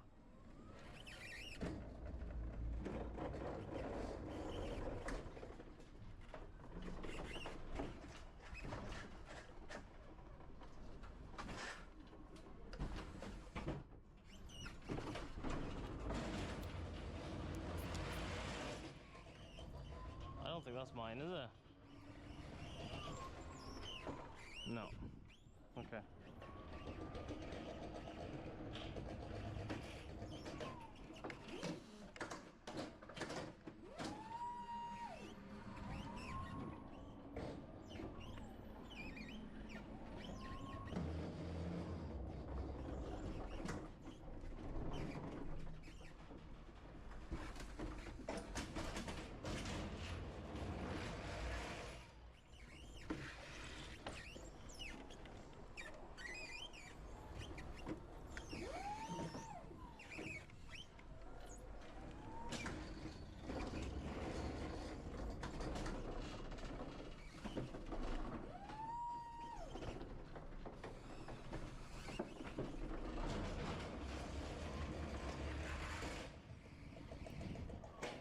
I don't know where to put the pallet though.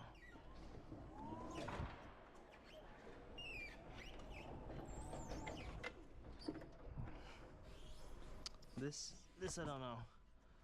I'll put it there so it's out of the way at least.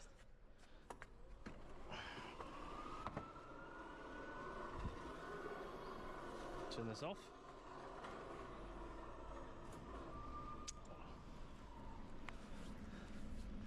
And that, ladies and gentlemen, is how you fit everything in a trailer, which is not meant to fit.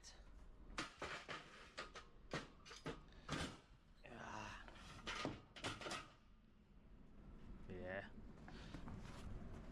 Happy with that?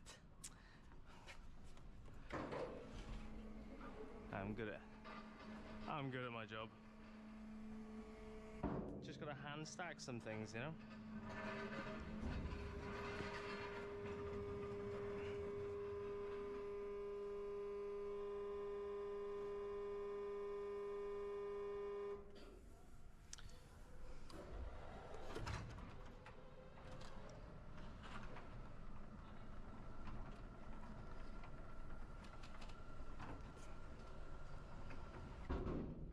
Yo. See you again. Ciao. Yo. Oh, some nice wood. Almost went the wrong way.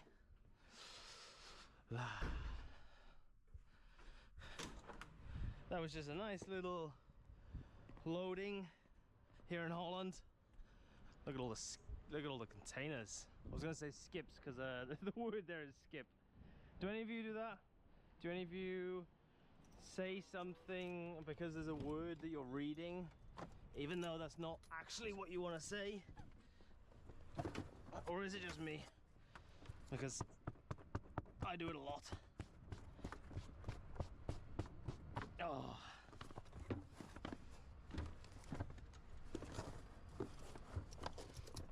There we go.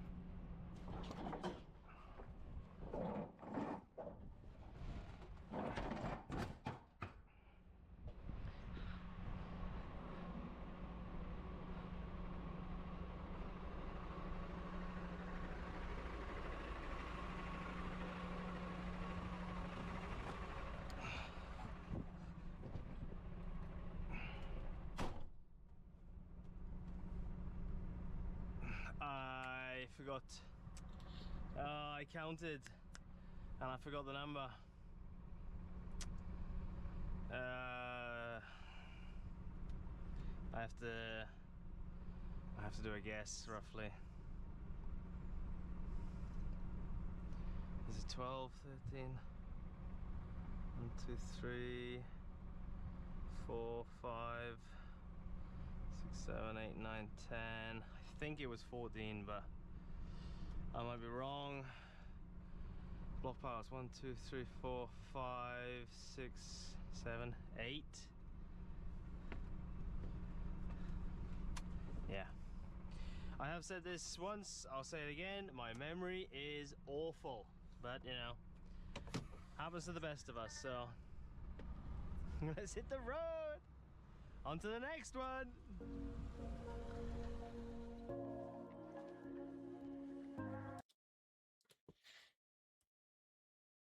That was kind of different, like having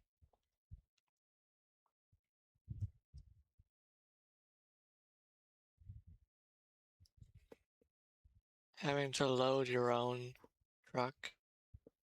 Like, yeah.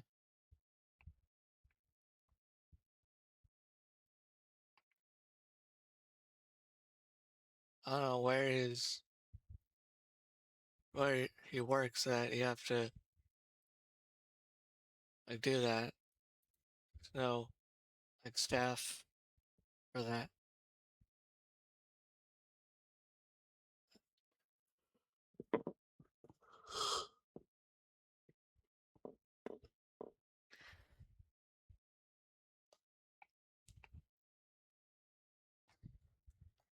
So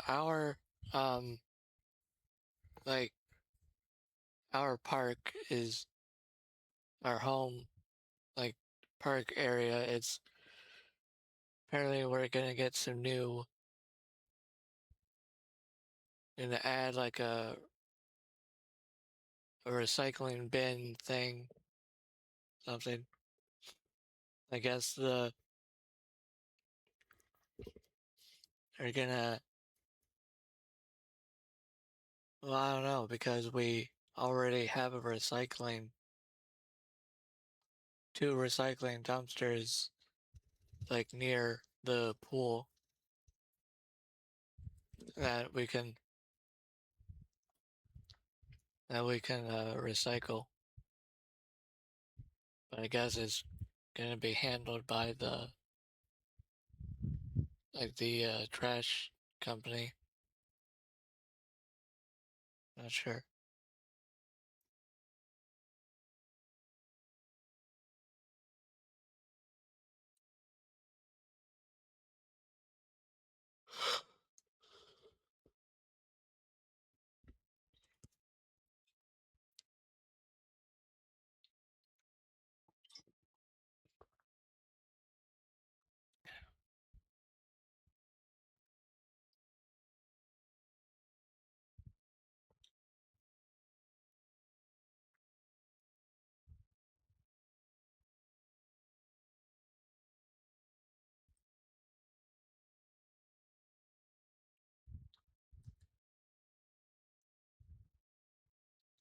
So this job, like years ago, I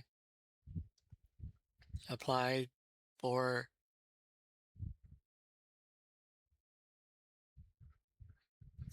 one of those jobs, but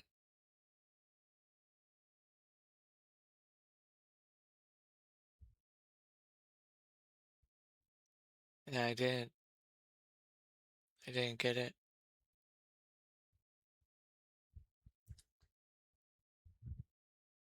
I guess I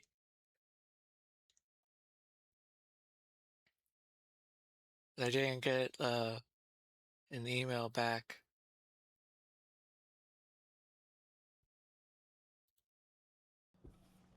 Good morning and happy Saturday, everyone. We are officially in busy season, and most people are. The rain has stopped, the good weather is coming out, and events and construction are starting.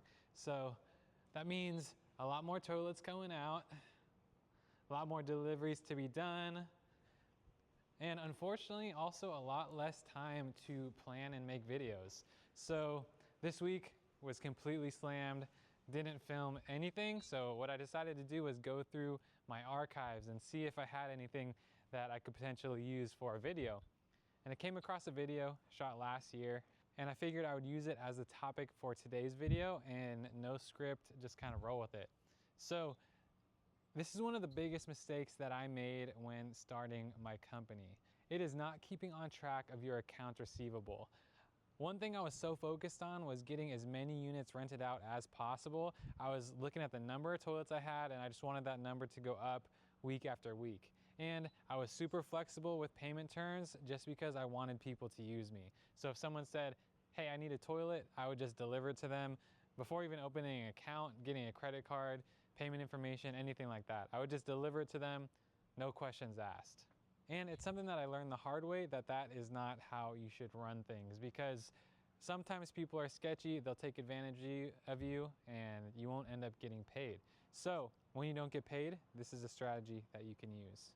And sometimes when a customer doesn't want to pay, luckily we do have an option of canceling their cleanings. So we always try and give them time, give them a warning, try and let them update the payment information or get us a check to make sure their account is current. But when they don't, we're forced to cancel the cleaning. So this toilet, we haven't been here since September 3rd, so over a month, and they still haven't called us to give us a credit card or given us payment. So now we're resorted to picking it up. We don't have any other option. And you can see what happens when it's been that long without service. The blue pill, it's completely disintegrated. It's pretty much just sludge, and it honestly smells terrible. So we're gonna have to get this pumped out, and it's gonna leave like a layer of nasty like crust in the tank. So I'll probably have to leave some bleach, let it soak for a while, and then we're gonna want to get it clean. So we're gonna pump this out, but yeah, it smells nasty.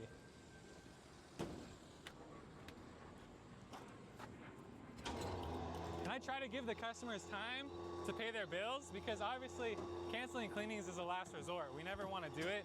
We always want to provide a clean restroom for the customer. So they don't have like a back that you can hook the pump, the hose to. You gotta go in.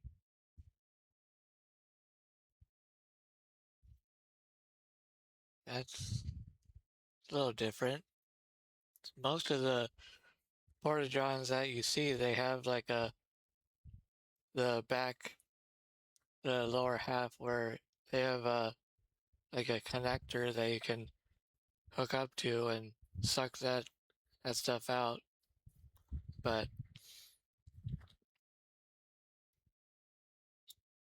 yeah. Customer, but we can't be providing service for free.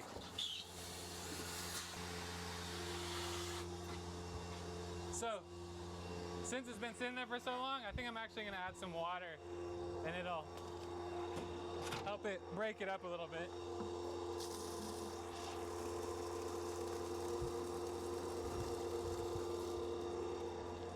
Because this one's pretty bad, but I've seen worse.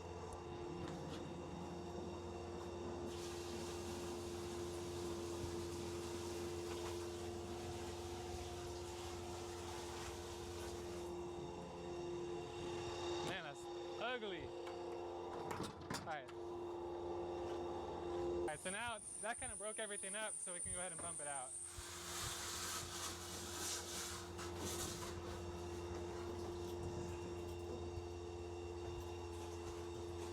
It's kind of evaporated into a big lump of turd. And is that a shirt? Oh God. There's some boxers in there too.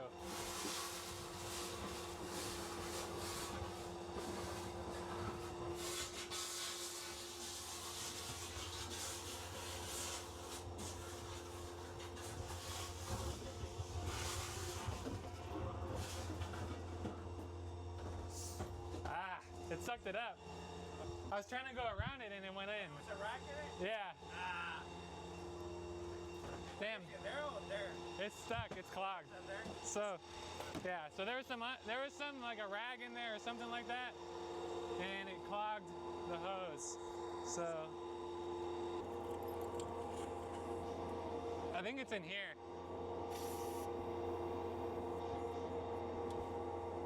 I gotta be careful.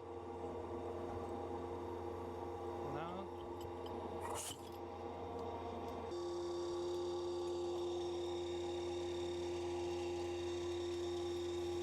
And when you get it clogged like this, you just want to switch the sides of the hose. Like that. Hopefully it's gonna empty out.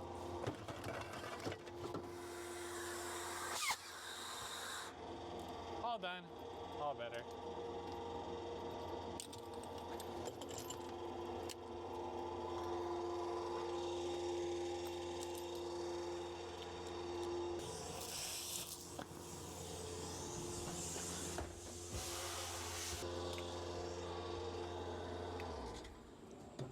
Now we're gonna spray some liquid in there, try and get the scent out of there because it's absolutely disgusting.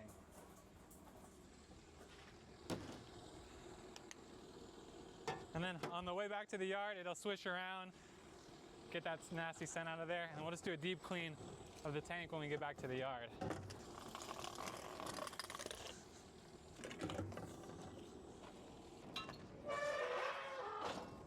So this customer was 3 months past due with no payment. That is a little bit longer than we want to go because we essentially did 3 months of service for free, but you know, we try and be flexible with the customers, but this one is a learning lesson. Got to cancel services and repo the toilet faster because we can be renting this out to somebody else who's going to pay their bills on time.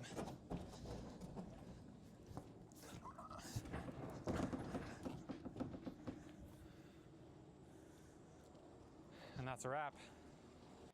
Now that you saw how gross it can get when you cancel your customer services and got to see me struggle clogging the hose, let's talk a little bit about what my strategy is now so I can share that with you. And hopefully, number one, it helps you get paid faster, reduces your past due accounts receivable, and it's also just going to make your life a little bit easier.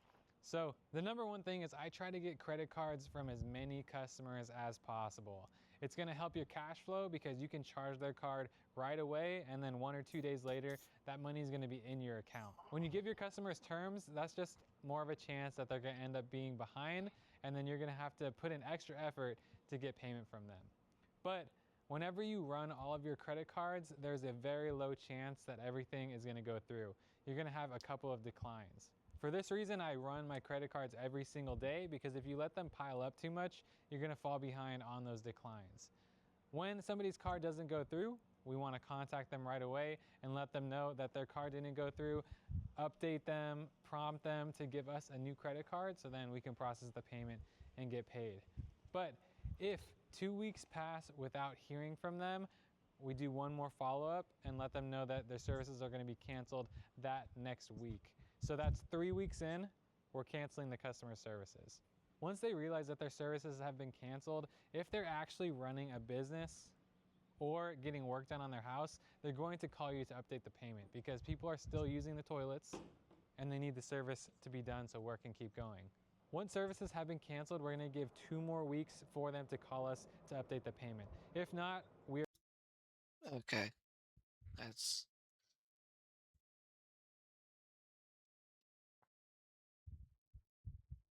yeah.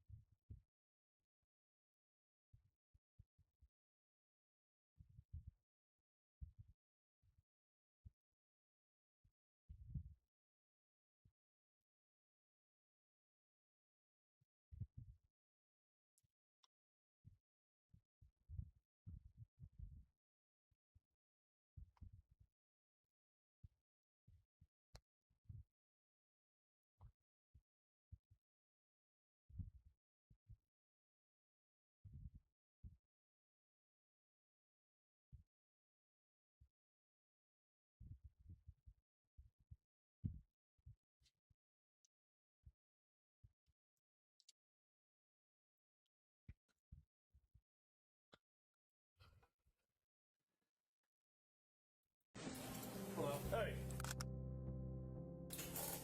So we have James here. Who's James? Right here. Right here. He works in our deli department. Found out that he's just been taking like orders of chicken and fruit cups and stuff like that off the shelf. For 110? Yep. Alright. James, do you have anything on you need to be aware of? Okay, so I have a Sharpie and a box cutter in this pocket. All I have in this pocket is my phone and my earbuds, and then in my back pocket I have my wallet. Alright, go ahead and stand up for me. Okay. Alright, just go ahead and put your hands on the wall for me. Go ahead and put your hands behind your back. Okay? You can put your palms together. For $110? Wouldn't you just, like, I don't know,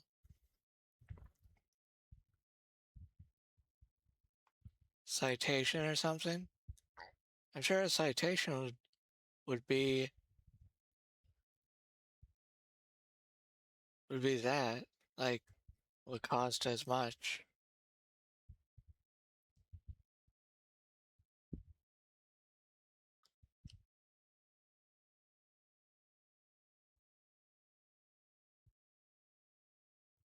And also, like, why wouldn't the store, wouldn't the manager, like, did they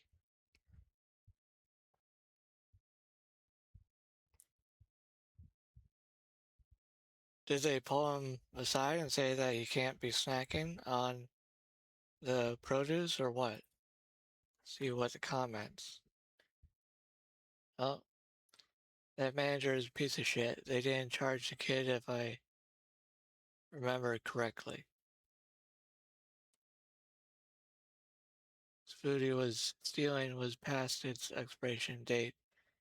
The manager just so happened not to mention that when he mentioned the food being stolen. The kid was taken to jail because the DA refused charges because of public outcry.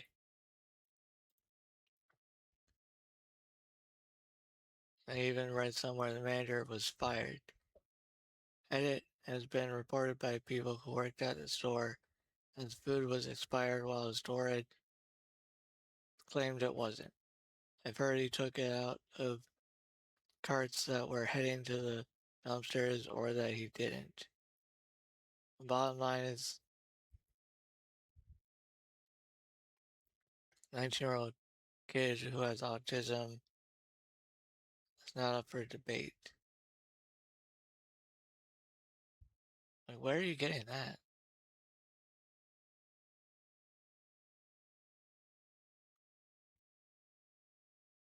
Could have actually been taken care of in-house. This manager, an absolute piece of shit. Regardless if it was expired, not expired, in a trash bin. Shelf, are you gonna call LE, 19-year-old autistic restocker, over $110?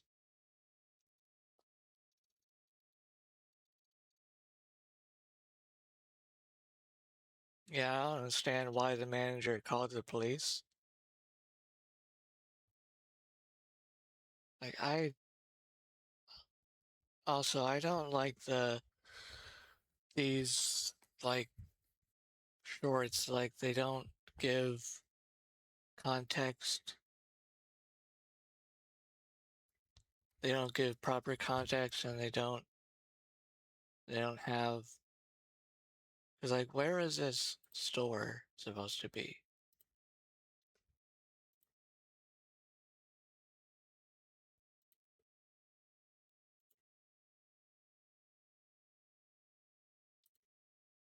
Is that it?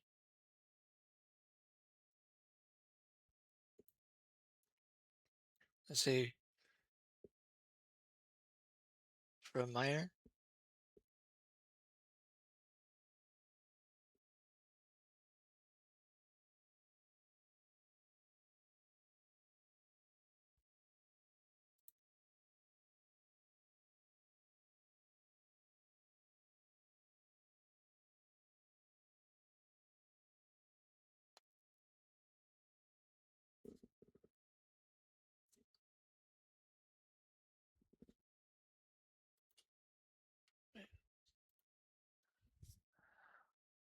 Let's see.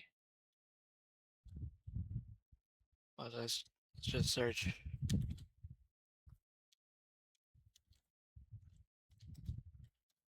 Kid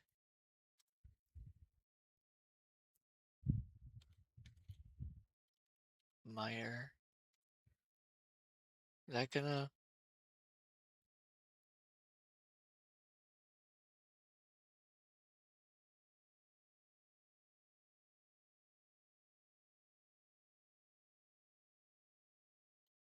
Here's it. Okay.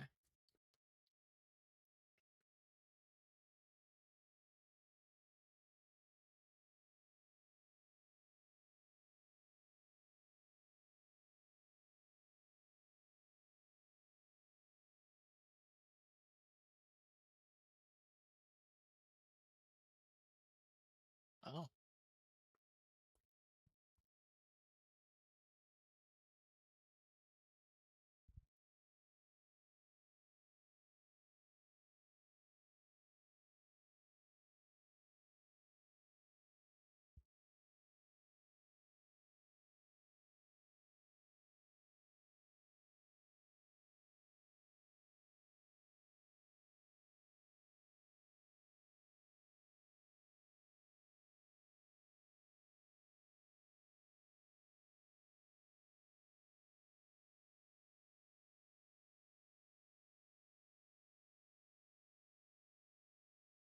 A boycott, that's like that's really not going to do anything because Meyer is a giant corporation. Like recently there was an Aldi that the past couple of days opened up, but like Meyer is like the only store that we can buy groceries and like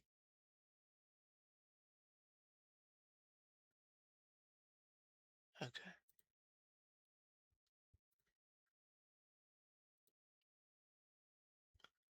Yeah, that's despicable that you wouldn't just like have a conversation with them beforehand. You would just keep a tally of the items.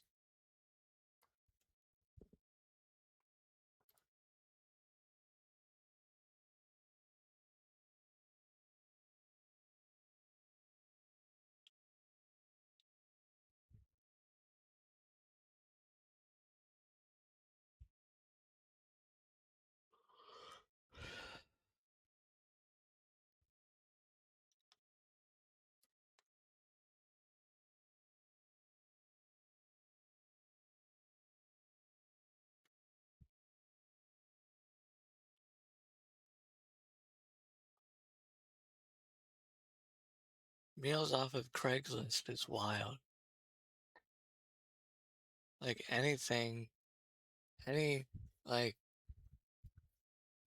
any produce off of like TikTok or Craigslist or any other place that isn't like a designated grocery place is wild because you're just asking for like an illness or like months ago there was this lady on TikTok would who was selling um pickled like fruit, and there was a huge like uproar that she didn't have a machine and there was a chance that people would get botulism, but she was able to get a store, like a small like professional kitchen area, and was able to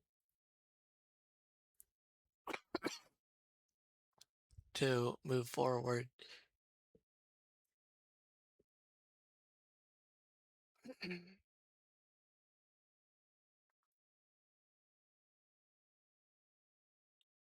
Seen somebody else do a video that was this premise. Like the video is different at this resolution.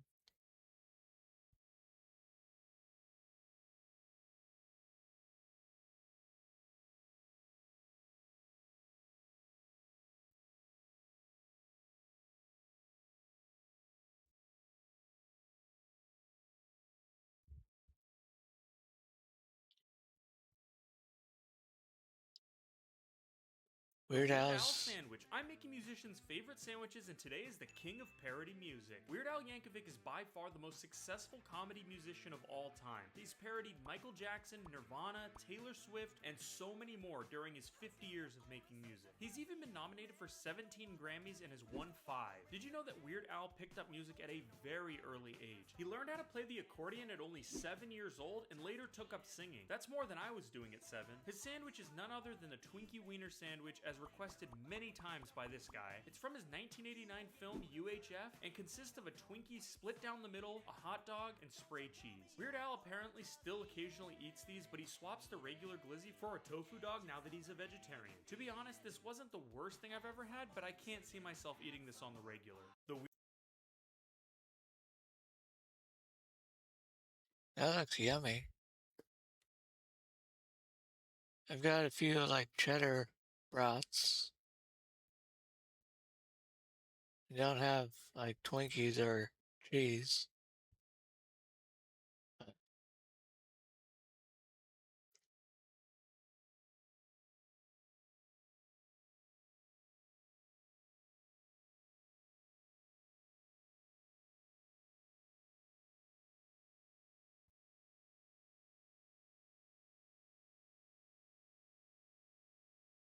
What's that? Popcorn machine coffee? Earlier today, we turned some of these raw green coffee beans into this freshly roasted coffee, and it's pretty good. But what I didn't like was how uneven the roast was. And it could be a skill issue, but I also think that it's just because we did it on a pan with a burner, and it's just, I don't know, it's just hard to heat it evenly. So I went online and looked for a potential solution, and what some people said was that instead, it could be a lot better to just use a popcorn maker. Kind of makes sense, just blows hot air on it, but, you know, I figured I had to test it. So, just gonna dump a bunch of these green coffee beans into there. I think all I need to do is just do this, put a little strainer here just in case, and turn it on.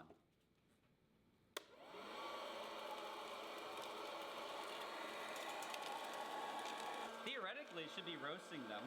I mean, it's not super efficient, I guess, because it just randomly throws them out. But it kind of looks like they're changing color already. They're yellowing, so they are working. It seems pretty even, like they're all turning yellowish at the same time. I think we have to, I'm gonna tilt the machine back. There we go. Now it all stays in. I heard a crack. Those are getting really dark. I know. I mean, I'm just gonna stop it. Okay. I think they're good. Pretty dark, but I think they're pretty, it's pretty even. It's way more even than this was. So, yeah, exactly. You can just tell. Look at all the little burnt pieces, and then look here. And there's ones that look pretty light and kind of not like fully roasted in this one. Okay, so I guess the only question is, does it taste any different?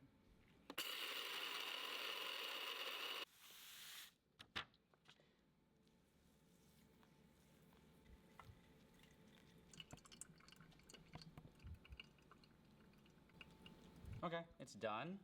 Get rid of it. Get the cup. Now to see, does it taste any different when the roast is much more even? It could be completely placebo, but I think it tastes a lot better, actually. I genuinely feel like it has more flavor and tastes better. If I were to roast coffee again, I would definitely use this thing. And screw this.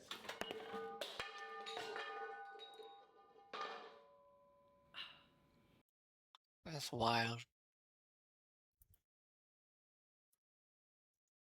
I'm not really. I'm not like a coffee drinker, but yeah. My dad, like, he has a French press, and he gets like somewhat special coffee.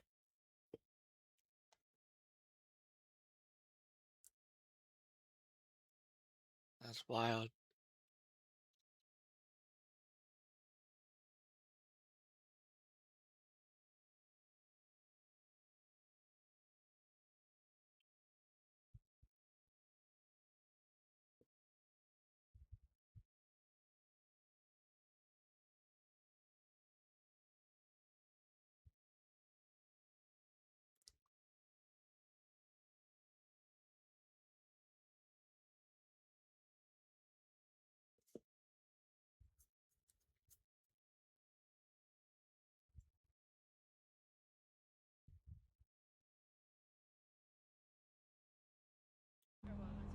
Okay, perfect. Thank you. You guys let me know in the comments. Is this thing a little overloaded or... Alright, 705. Putting in a driveway. Pretty much topping this one off. It's all tamped. It's an old driveway. But we're going to get some fresh 3/4 honey beige to top over all this. What I'm going to do is go ahead and drop the machine, do a little light grade, especially up here, and then we got a full tandem axle coming to come drop a load here, so. What's up, brother? How you doing? Hey, make it out. Good. I'm just going to move that machine. I'm going to have you kind of drop it a little closer to the mailbox so I can still get in and out. Okay. I guess start dropping it like right here and pull out. This truck's not a spreader. That's I'll fine. do my best. Yeah, the higher you can keep it, I in gotta the move. pile. That's fine. Someone's in the way. I'm in the way. You got it. So I need your signature. Have you come back a little more. Okay. Yeah, we'll probably start right here. Okay.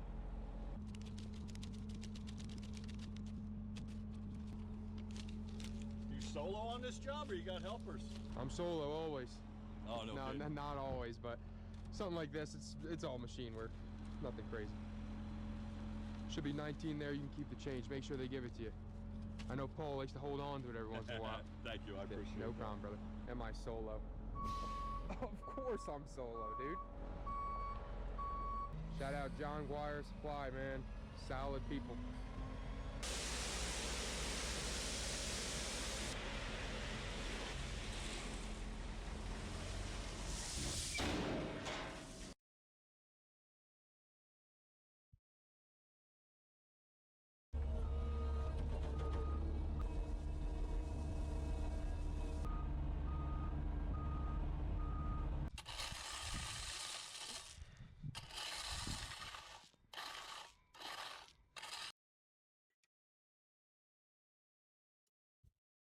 Is that a YouTube compression?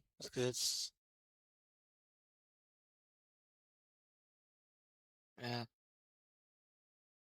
It's getting like randomly pixelated, but Looks like we covered the whole thing. Now I still got to back drag and clean up all the edges.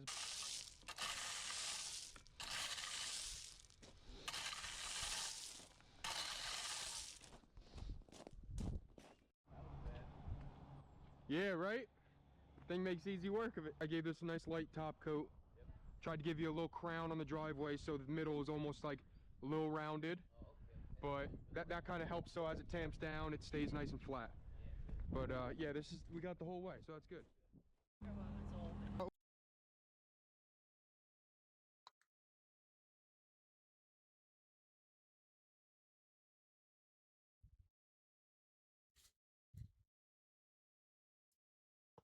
all right.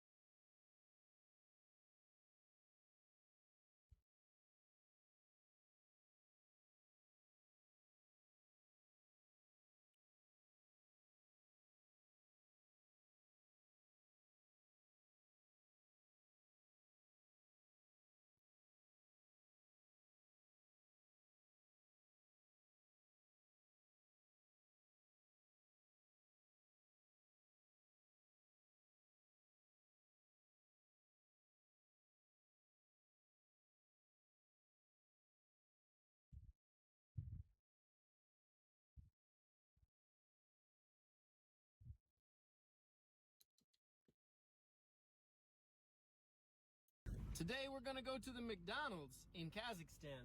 But it's not called McDonald's, it's called M Cafe. Because they actually banned McDonald's here apparently some years ago. Здравствуйте, можешь пойти к следующей? Hello, do you speak English? Yes, little bit. A little bit. Amazing. Can I have one Big Mac, please? And a French fry. You need a combo or just a burger with fries? Just burger with fries.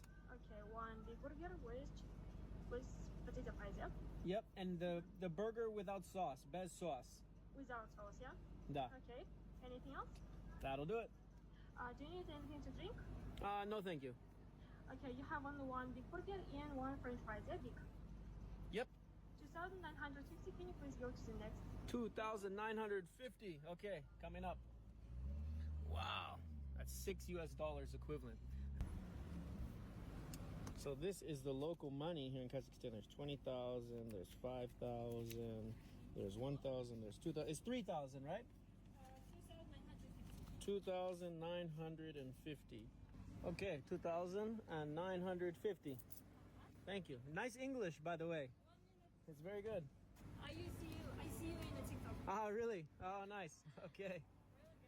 Thank you. To next window? Yeah. Okay. Thank you very much. Ah, very nice. It's your meal. Okay. Thank you. You too. Cheers. So, let's try Kazakhstan McDonald's. First, the fry test, of course. I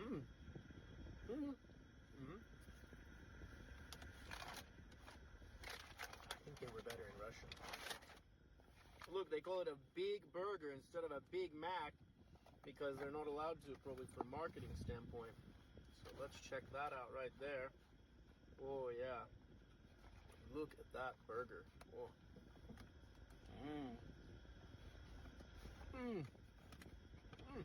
That's a nice tasting burger. But we have someone knocking at the window. Maybe I can't park here. Which is good. How can I help you? Ah, you're hungry. Okay, okay, 1 minute. I finished shooting a video. You know what? Okay. Here you go. You can have. You can have it. You can have it. I think this guy needs it more than me. Here you go, sir. Here you go. Money, no? Food? No. Money, no? Ah, you said you want food. Money, no? No, no money. You want food? Okay, good luck. He needed it more than me. Anyway, that's same.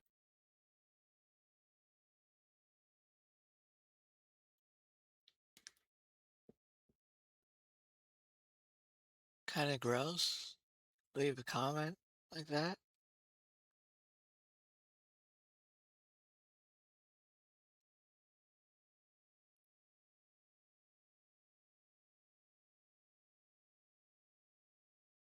Yeah.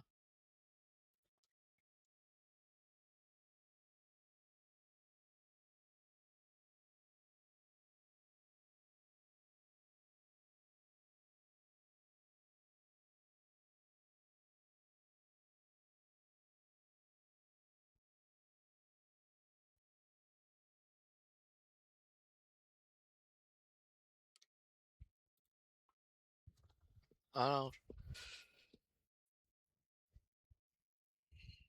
Yeah, the like same burger and fries, but in a different country. That's it's basically a nothing video.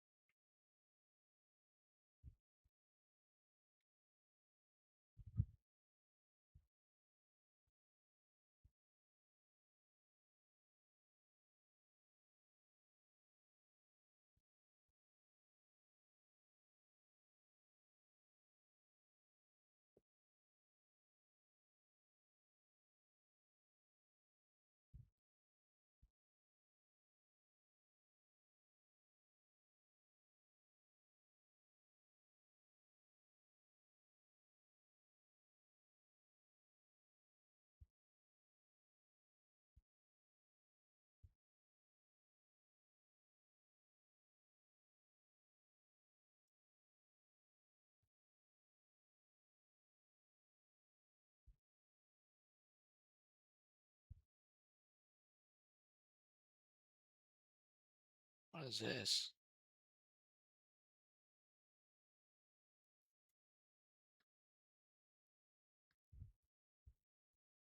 It's a tourist destination thing?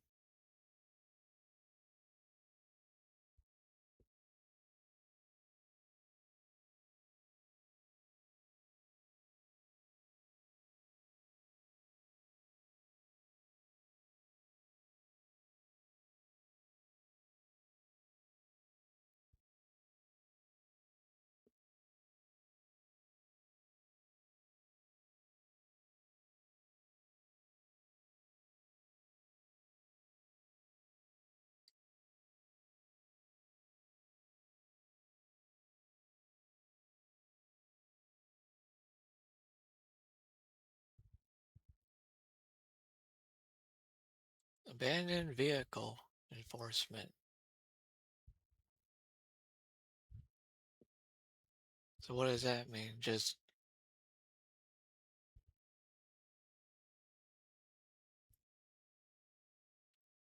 Pierce County Sheriff's Department something, what?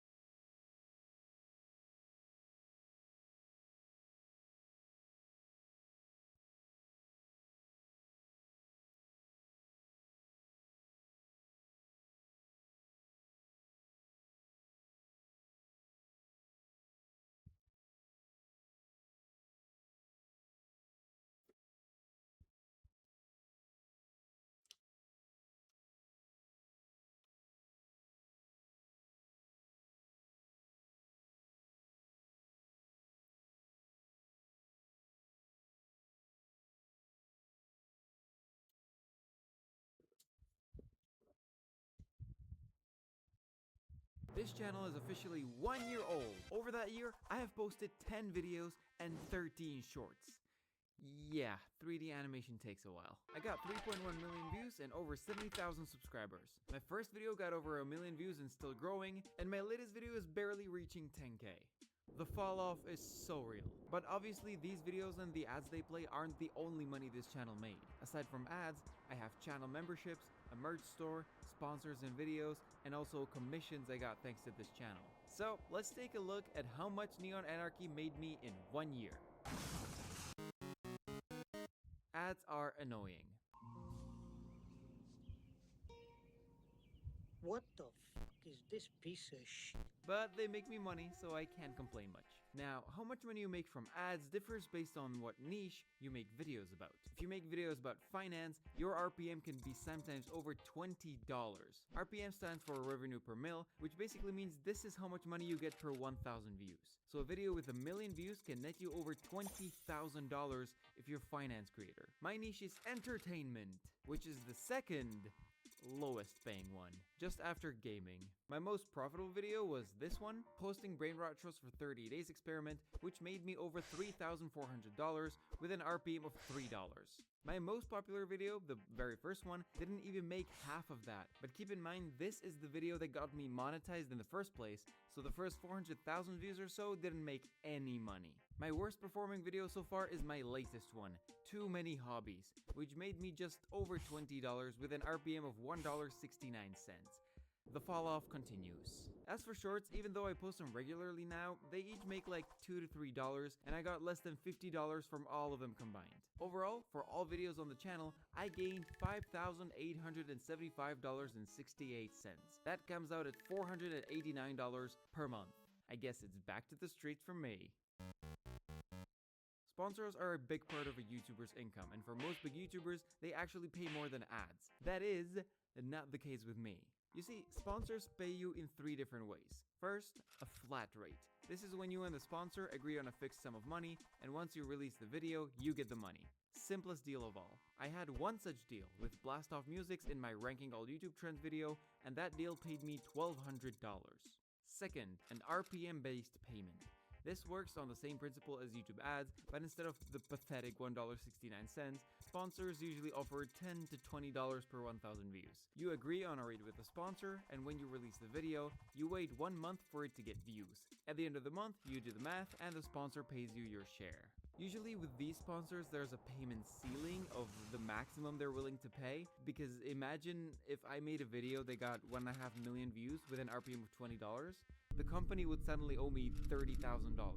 I had one deal like this with Coopert, with the RPM being set at $10 for this video right here, which got just around 30,000 views at the end of the month, another $300 in the bag. Lastly, there are the commission sponsors. They don't pay you anything for the segment in the video, they only pay you a percentage of each sale that you generate with the sponsor link that they make for you. I had no major income from these, so the total money earned through sponsors was $1,500. Halfway through the year, I opened a merch store where I could finally post my unusual YouTube merch. I sell t-shirts with my own branding, as is the standard, but also sarcastic alpha male designs, as well as silly ones where I just put whatever I think of at 2 a.m. I even have an apron for sale, and someone actually bought it. Thank you so much. Whoever you are, I will salute you now and forever. But back to the numbers. 7 orders and 14 items of clothing later, I walk out with $124.45 in profit. That does not include my Shopify subscription, so the real number is probably closer to 0. On YouTube, you can pay a little extra money to become a member of a channel for some extra content and nice badges. I have 0 channel members.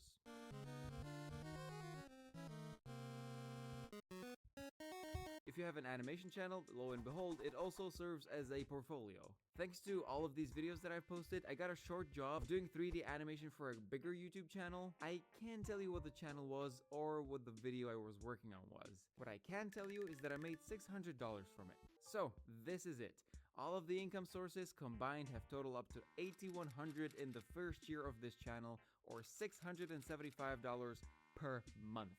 So no, despite the allegations, I am not driving a Ferrari. Thanks a million for being with me all this year. The next video will not come out in 2 weeks because it's yet another experiment I'm working on, similar to this one. I'm going to focus more on building and creationist videos rather than the storytime style I tried recently and failed at horribly. It's obviously not working, and the schedule might go back to 1 video every month, but this time hopefully with more consistency and more quality. Life is short, so thanks a million for wasting a bit of it here. Until next time.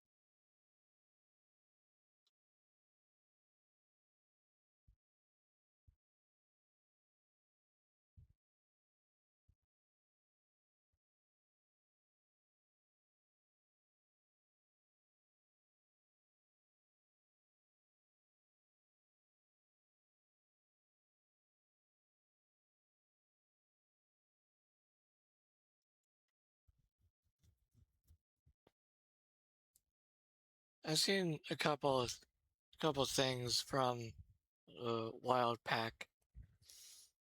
Like, seems like an interesting Nicktoon thing. I'll probably check it out.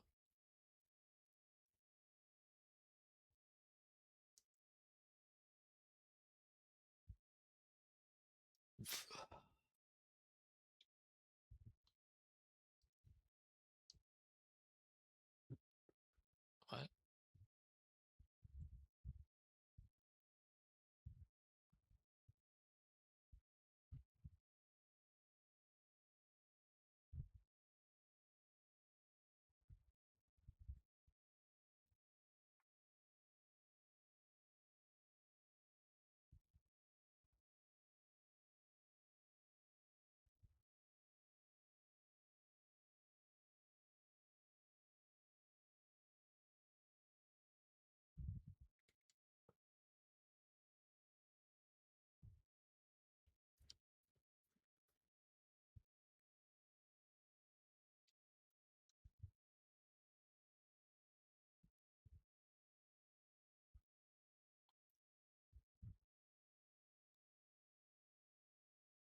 I think we'll watch a little bit of this before I go to bed. So the job we got this morning is out here in the cemetery, starting early, 5 a.m. We're going to be grinding off the asphalt to this road right here. And then I believe going back in and taking 4 inches of dirt. Hopefully we can knock it out quick. We got plans today. Don't want to be here all day. So we'll see how it goes. We'll get started here in a minute. Alright, so we're started here. Looks like we're taking 8 inches. First shot. They want to get rid of this slurry in the trench. So that's what we're doing.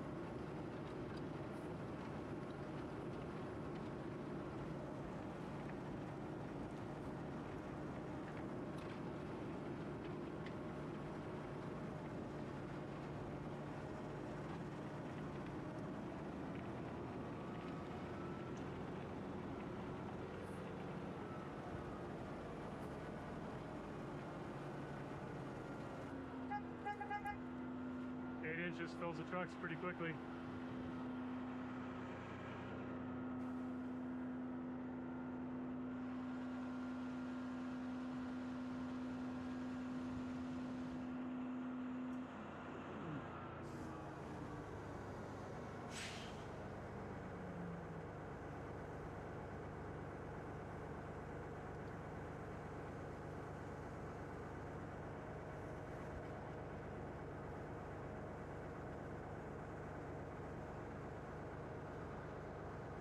That might have been a little too heavy. Tell them heavy. They don't really complain. That's good.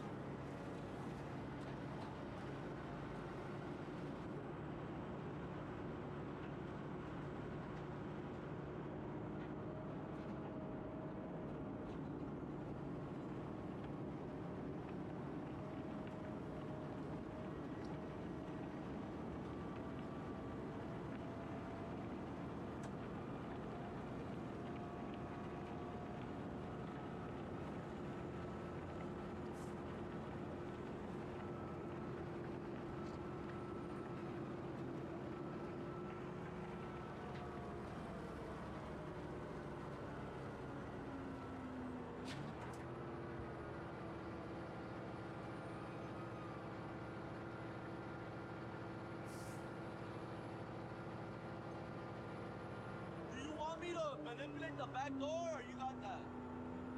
I'll get it basically there, and you can handle the rest. Okay.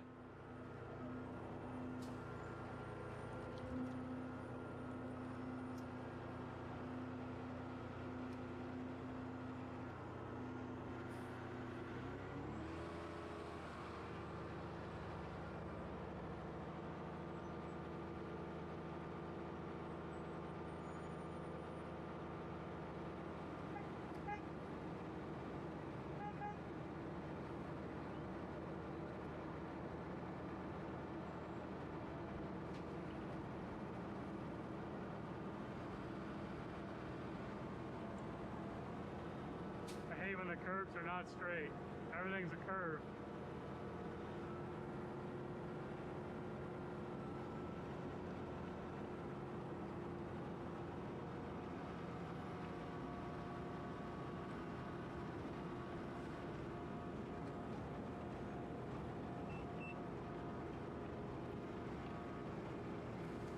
We just picked up something.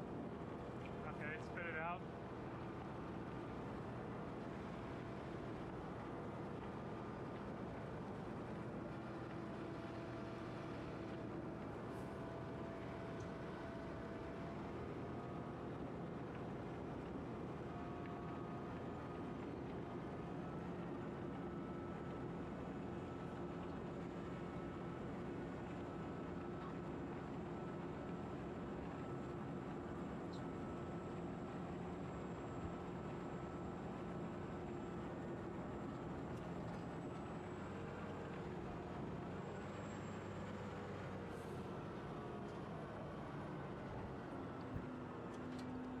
And we just hit something.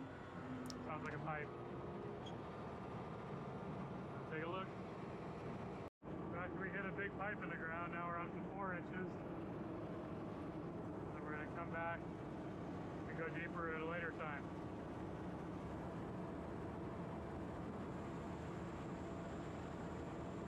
It's going to be fun. Not what I signed up for today.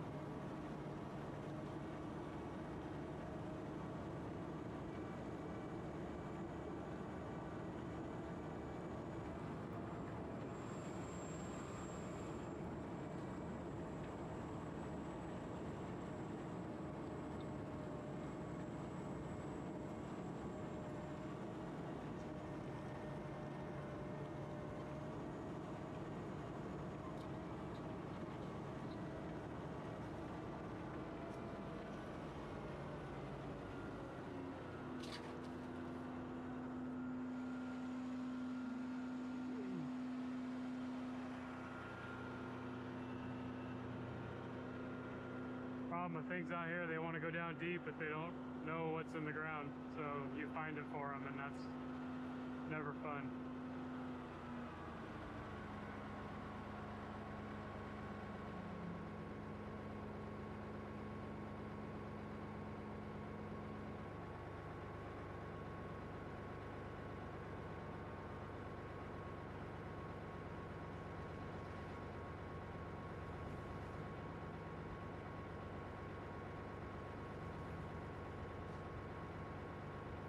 Got 8 trucks.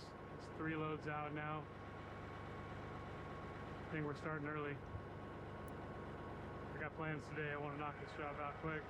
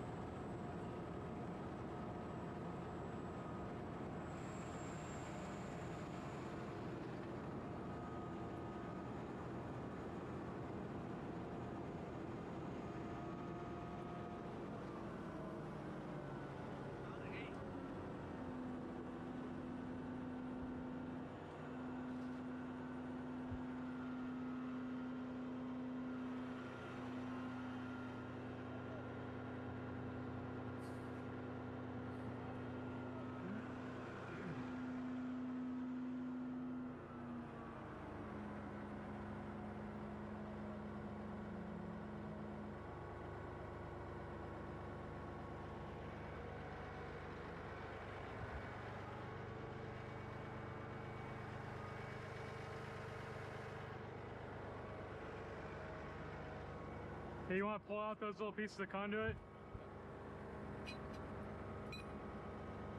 You want to go back to 8? It's exactly at 7. Yeah. It's gonna be picking it up. And it's gonna be all red.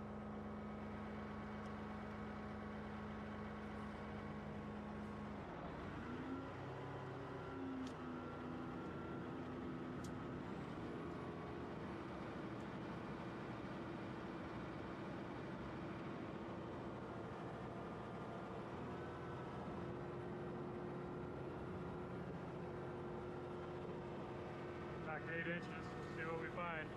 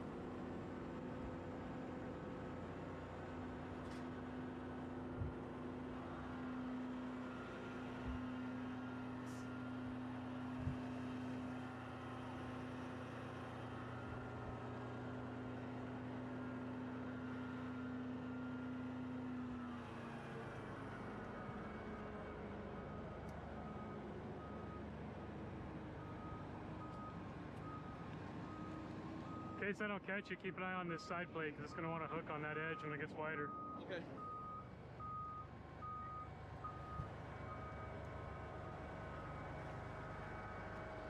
See, it's sinking over here.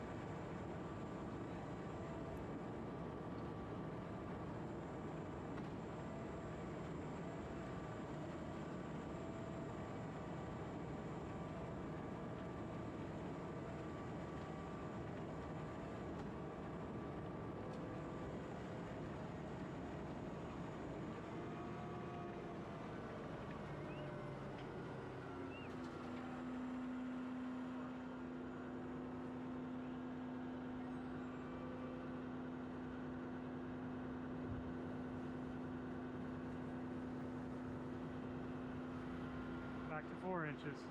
This is gonna suck. We're gonna come back in and take that back out later. It's gonna be up and down.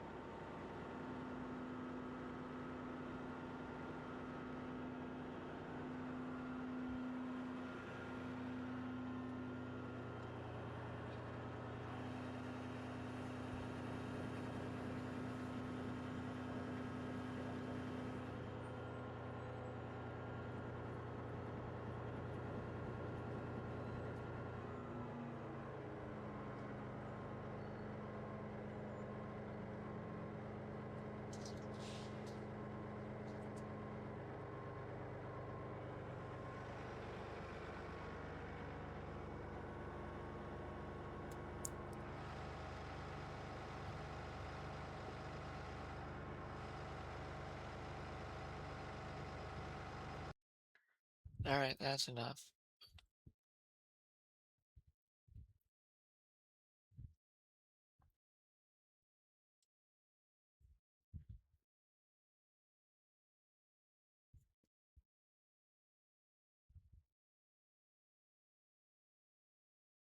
All right.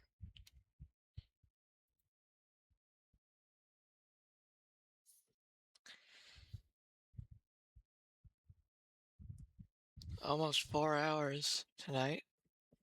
All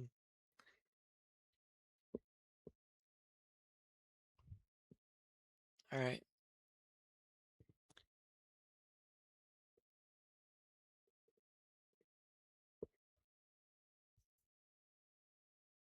My room is kind of cooled off, but not really. Probably keep the fan on and stuff. But thank you all for stopping by tonight. I'll